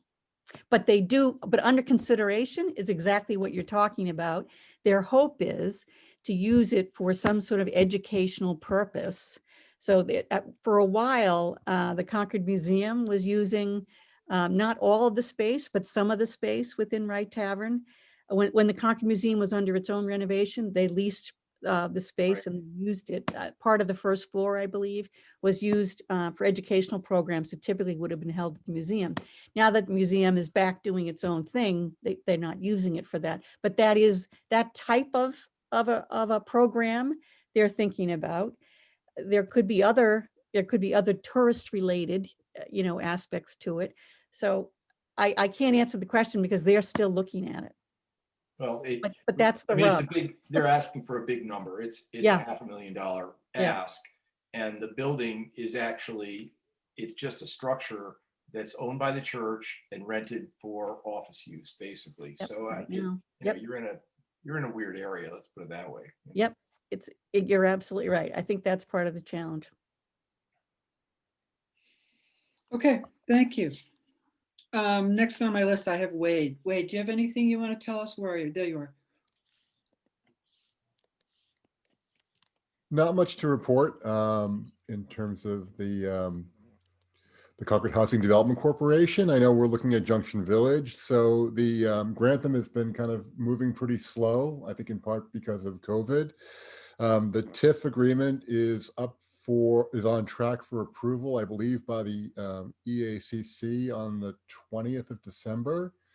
And if that happens, closing on the property is still unlikely before sometime in the summer. So things are just moving. Things with Junction Village are moving pretty slow, and that's the big ticket item.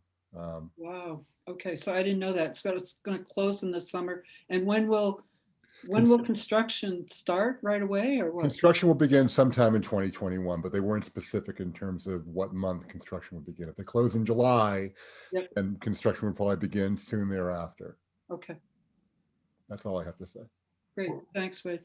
Let me see, Phil, got anything about Public Works?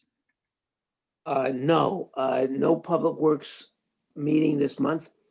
I do want to discuss the legal services issue, but we can do that after. Yeah, correspondence is right next. Yep. Okay, we will. Thank you. Brian,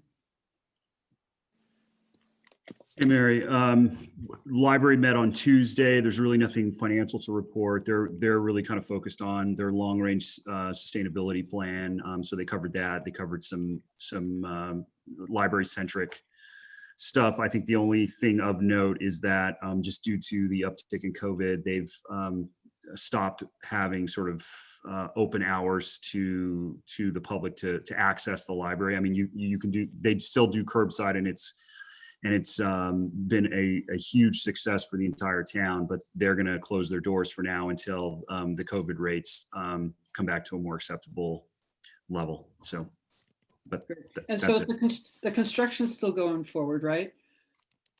The construction Construction is still going forward, and that's still going forward, and that's moving along well. They've kind of gotten over the big hurdle of approval, which we had discussed earlier in sort of earlier in the fall, but things are moving forward. Great, good. Thank you, Brian. Lois.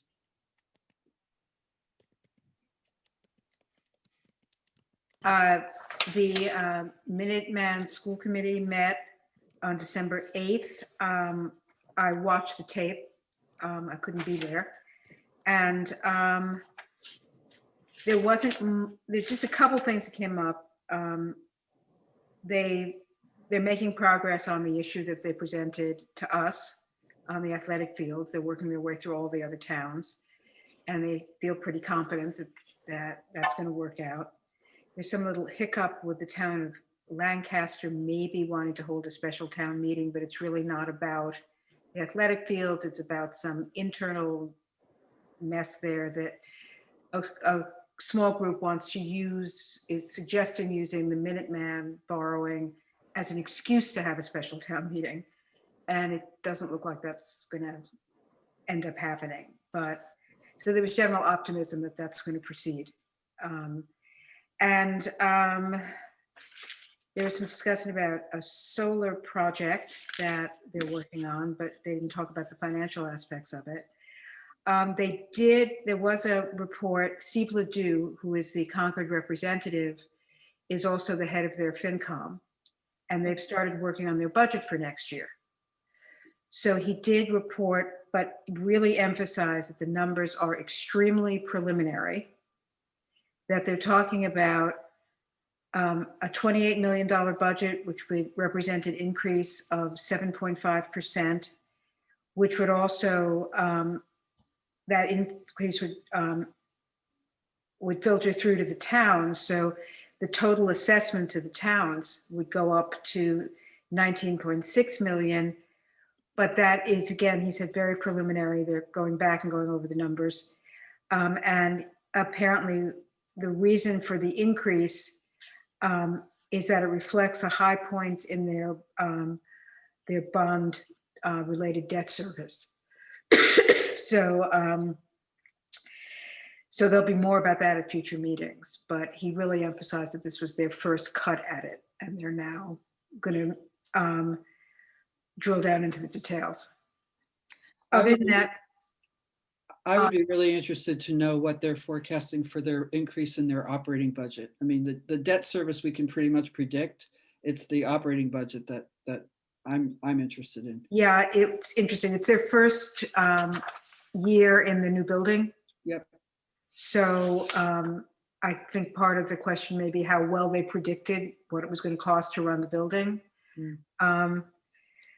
But he didn't give any details. It was a very top line report. They've just started their process. Okay. So next month, there may be some more information. Okay. And that's all I have to report. The other thing we should mention is that you and I, Lois, are working on the FinCom report. Yeah, we are. Mary, I volunteered to work with Mary to think about ways to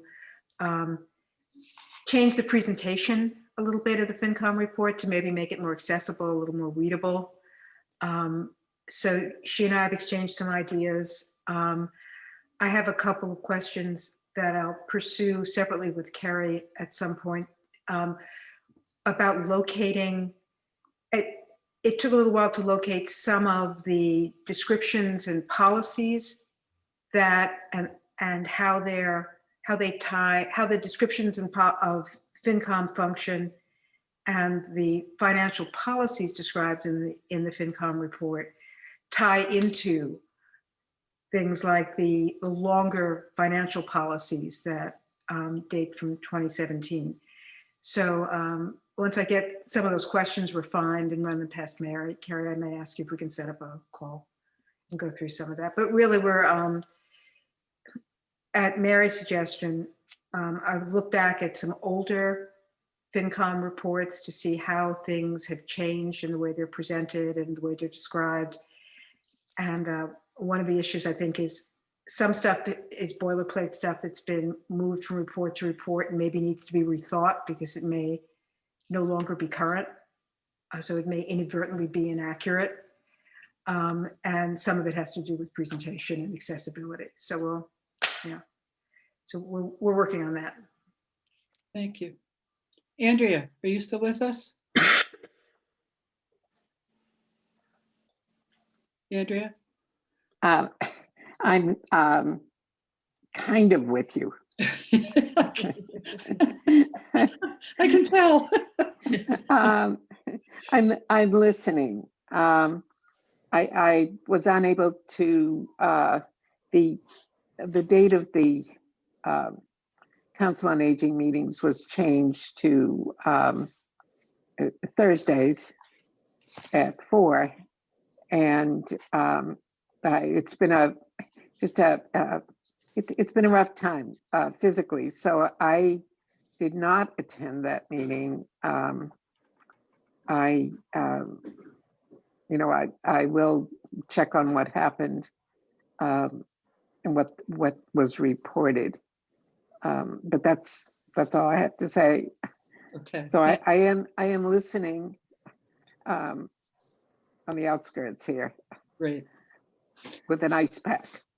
Thank you to you and your ice pack. Okay, that's it for the observer reports. That's my favorite part of these meetings. So thank you all very much. I learned a lot.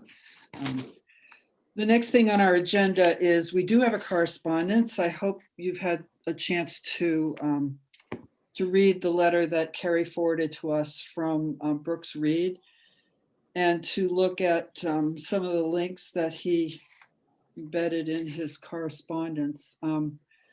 I think the crux of the matter is that he's suggesting that legal expenses aren't being isolated in the legal expense line on the budget.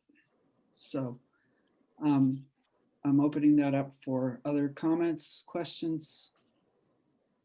Phil. Yes, so Mary, yeah, my main concern is we should ask the town manager or Carrie whether legal expenses are not being covered under the main legal expenses.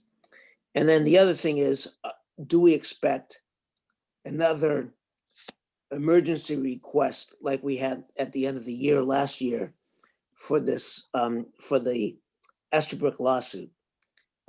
Because in these circumstances, we can ask the law firm for a budget, and we can ask, you know, the select board for an estimate of what the legal expenses will be.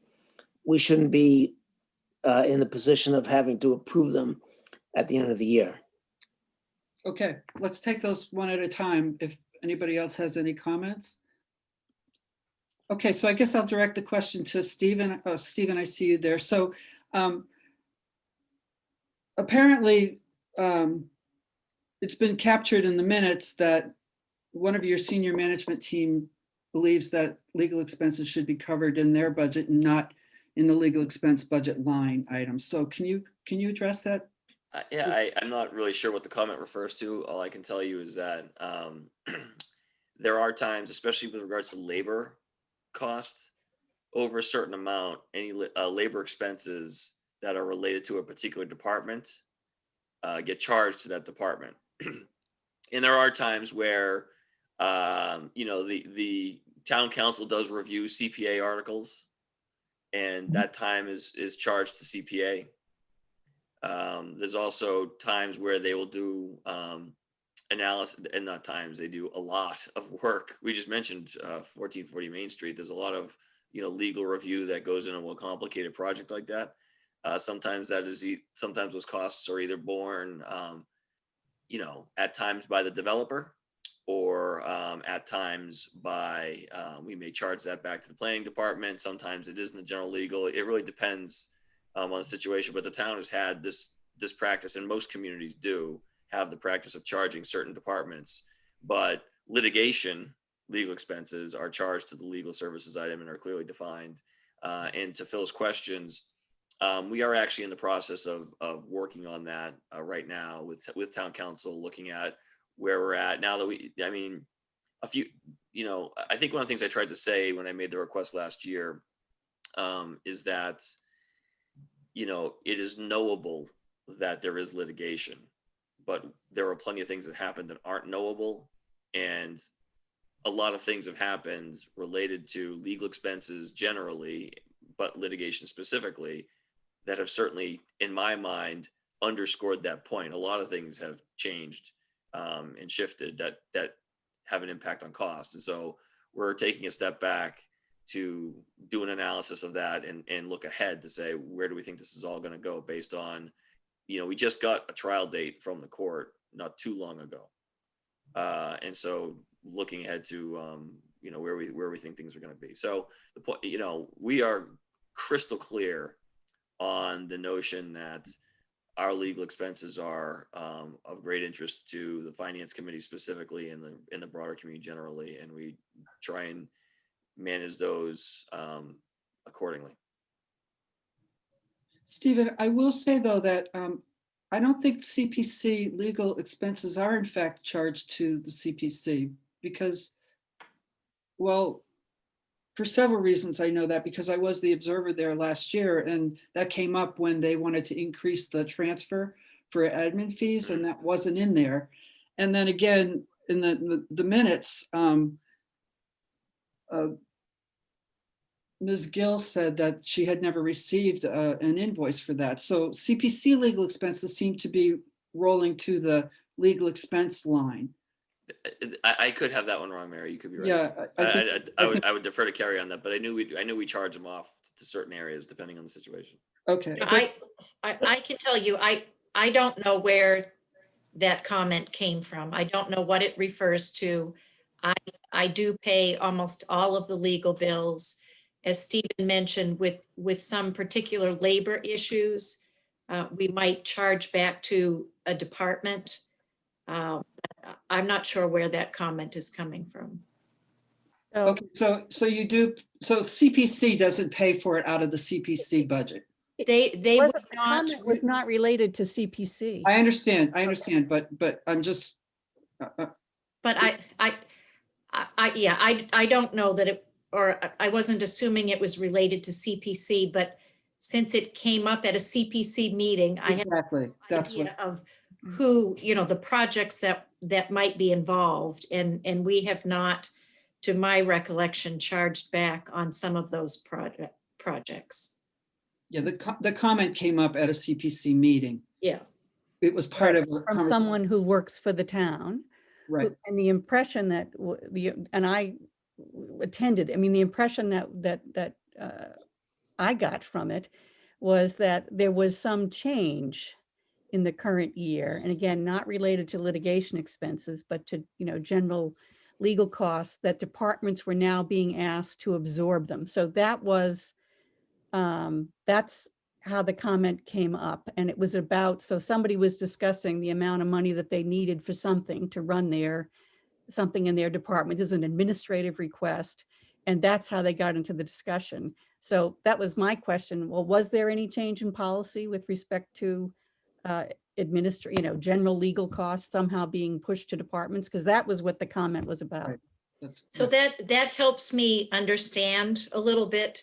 There is not a change in charging departments. We're not charging departments directly. What we are doing within general legal services, we are segregating by department. So under general legal services, I can tell you, for instance, how much was charged for the benefit of the Department of Planning and Land Management to general legal services, but we're not charging those departments. Okay, then maybe that was part of the confusion. I don't know, but Yeah, that it is. that was the impression that was created. So We are receiving a number of requests for legal service expenses. So it's much easier upfront to code them by activity or program or department under general legal services.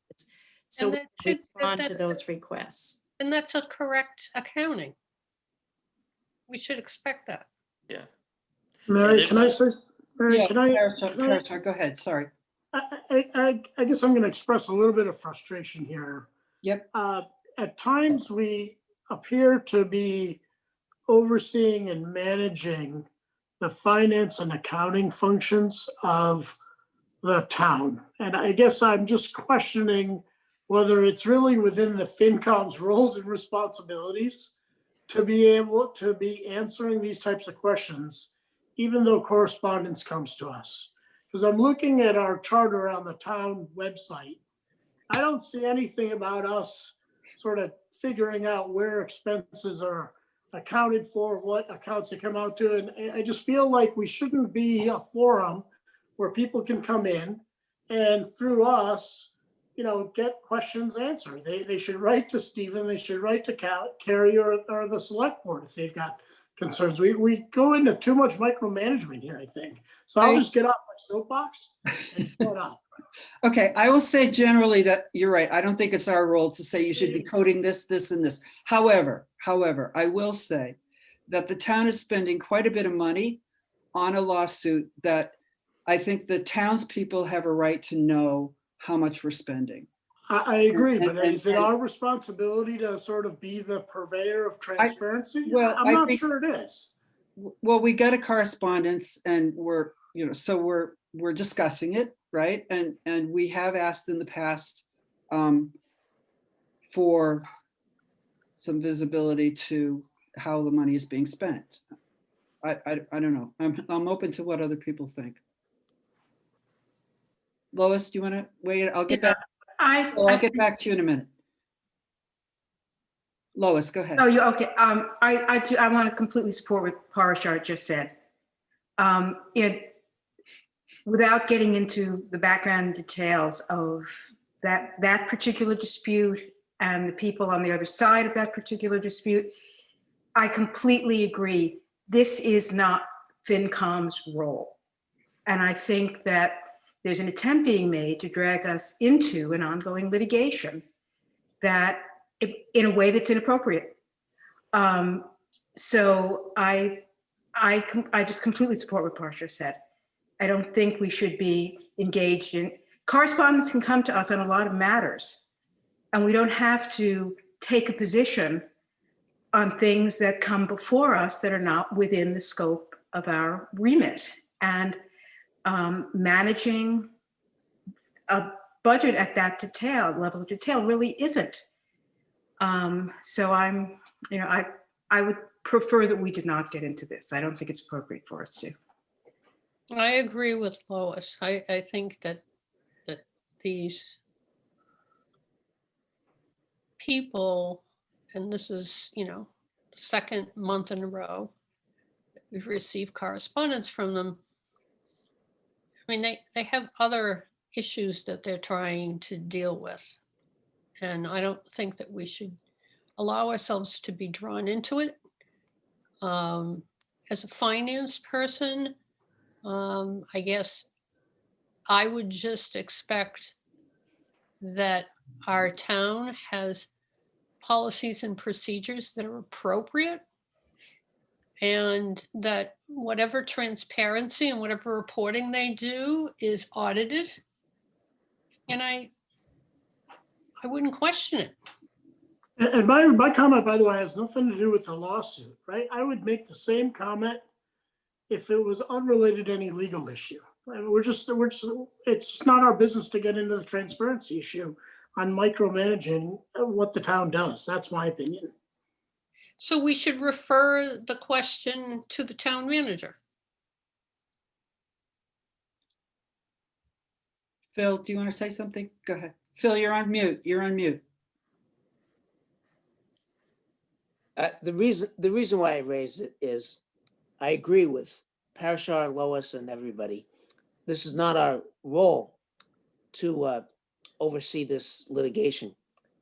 But for the past couple of years, we have been asked at the end of the year to approve emergency spending, however you want to call it, excess spending. There's excess money at the end of the year in June, which we, the finance committee, can allow to, for whatever reason. And for the last few years, it's been, there's been a request for emergency spending for this lawsuit. And we've always gotten resistance from the town manager and the select board to ask for a budget for the litigation. And so I'm just asking, are we going to see this again? We see it. We will see it in June. And if people that are on the current finance committee remember, we approved it. We approved last year spending excess money for this litigation. I'm just asking, have we asked for a budget again? Are we expecting it again? And it's not our job to look at the merits of the litigation. It's just to ask, are we properly accounting for this litigation and properly accounting for legal services? That's all I'm asking. Phil, I agree. I think asking whether we would expect a request from the reserve fund, I think that's an appropriate question, no doubt about that. I just, whether or not we're, appropriately accounting for it, etc., that's where I kind of draw the line. I mean, the question, hey, you can have a request to us, fair question. How you're appropriating and accounting and all that, I mean, that I don't think is within our purview. That's all. And I think the problem has been that the select board has been spending the money and approving the money, and then assuming that the finance committee would pay for it without the finance committee having any say over whether it's properly spent. I don't think we should.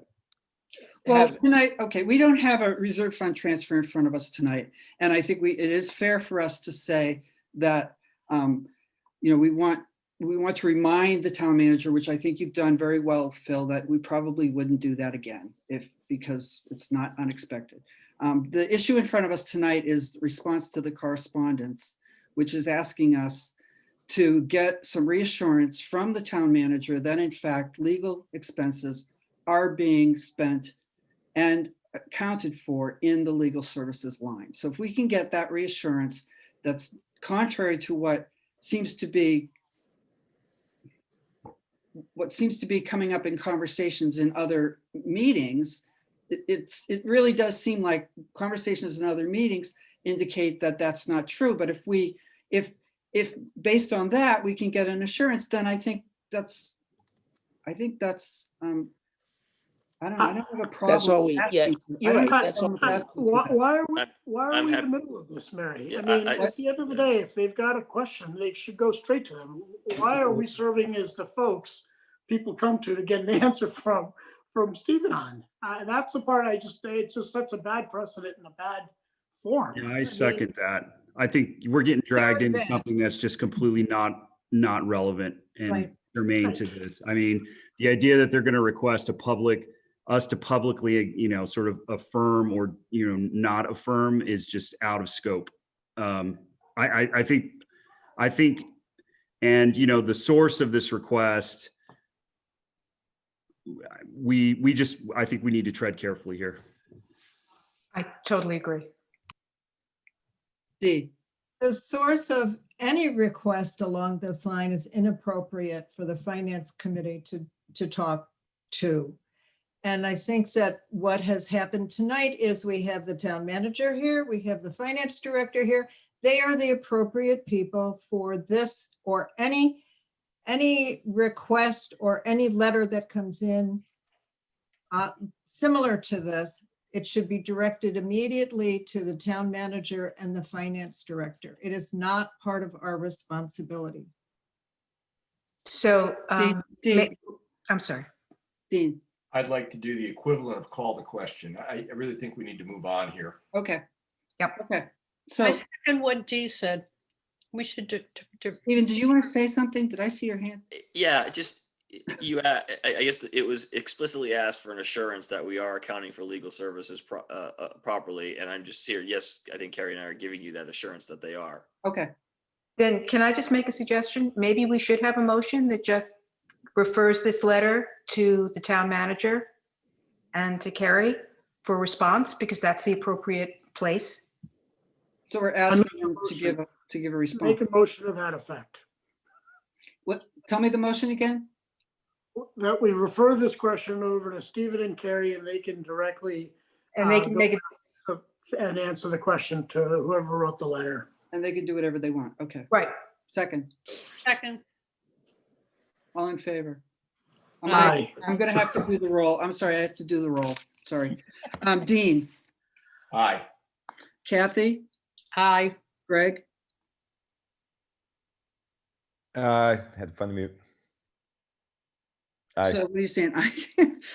John's not with us. Dick's not with us. D, Yes. Parashar, Yes. Christine, Yes. Wade, Yes.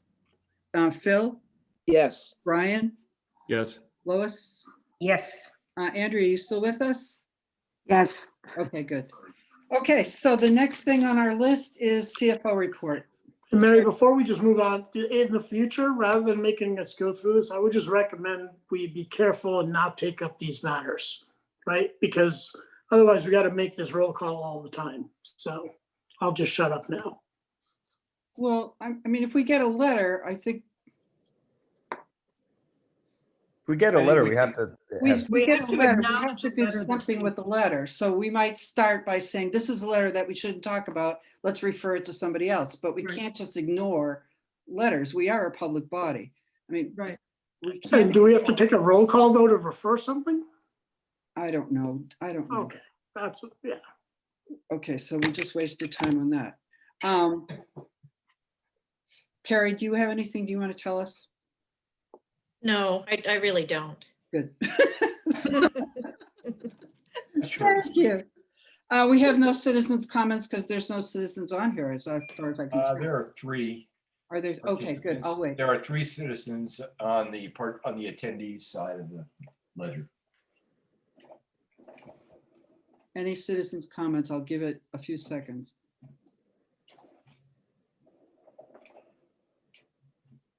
Okay. Entertain a motion to adjourn. So moved. Second. I gotta Holidays, take a roll. everybody. I'm sorry, I gotta take a roll call. Really, this is, sorry. Sorry, Parashar. Dean, Yes. Kathy, Yes. Greg, Yes. Dee, Yes. Parashar, Yes. Chris, Yes. Wade, Yes. Phil, Yes. Brian, Yes. Lois, Yes. Andrea. Yes. Okay, great. Have a good holiday, everybody. I'll see you Good next week. night. Happy Bye-bye. holidays. Bye. See you next Bye. year. Absolutely. Thanks, Mary. Thank you, Mary. Aye. Okay. Good Thank night. you.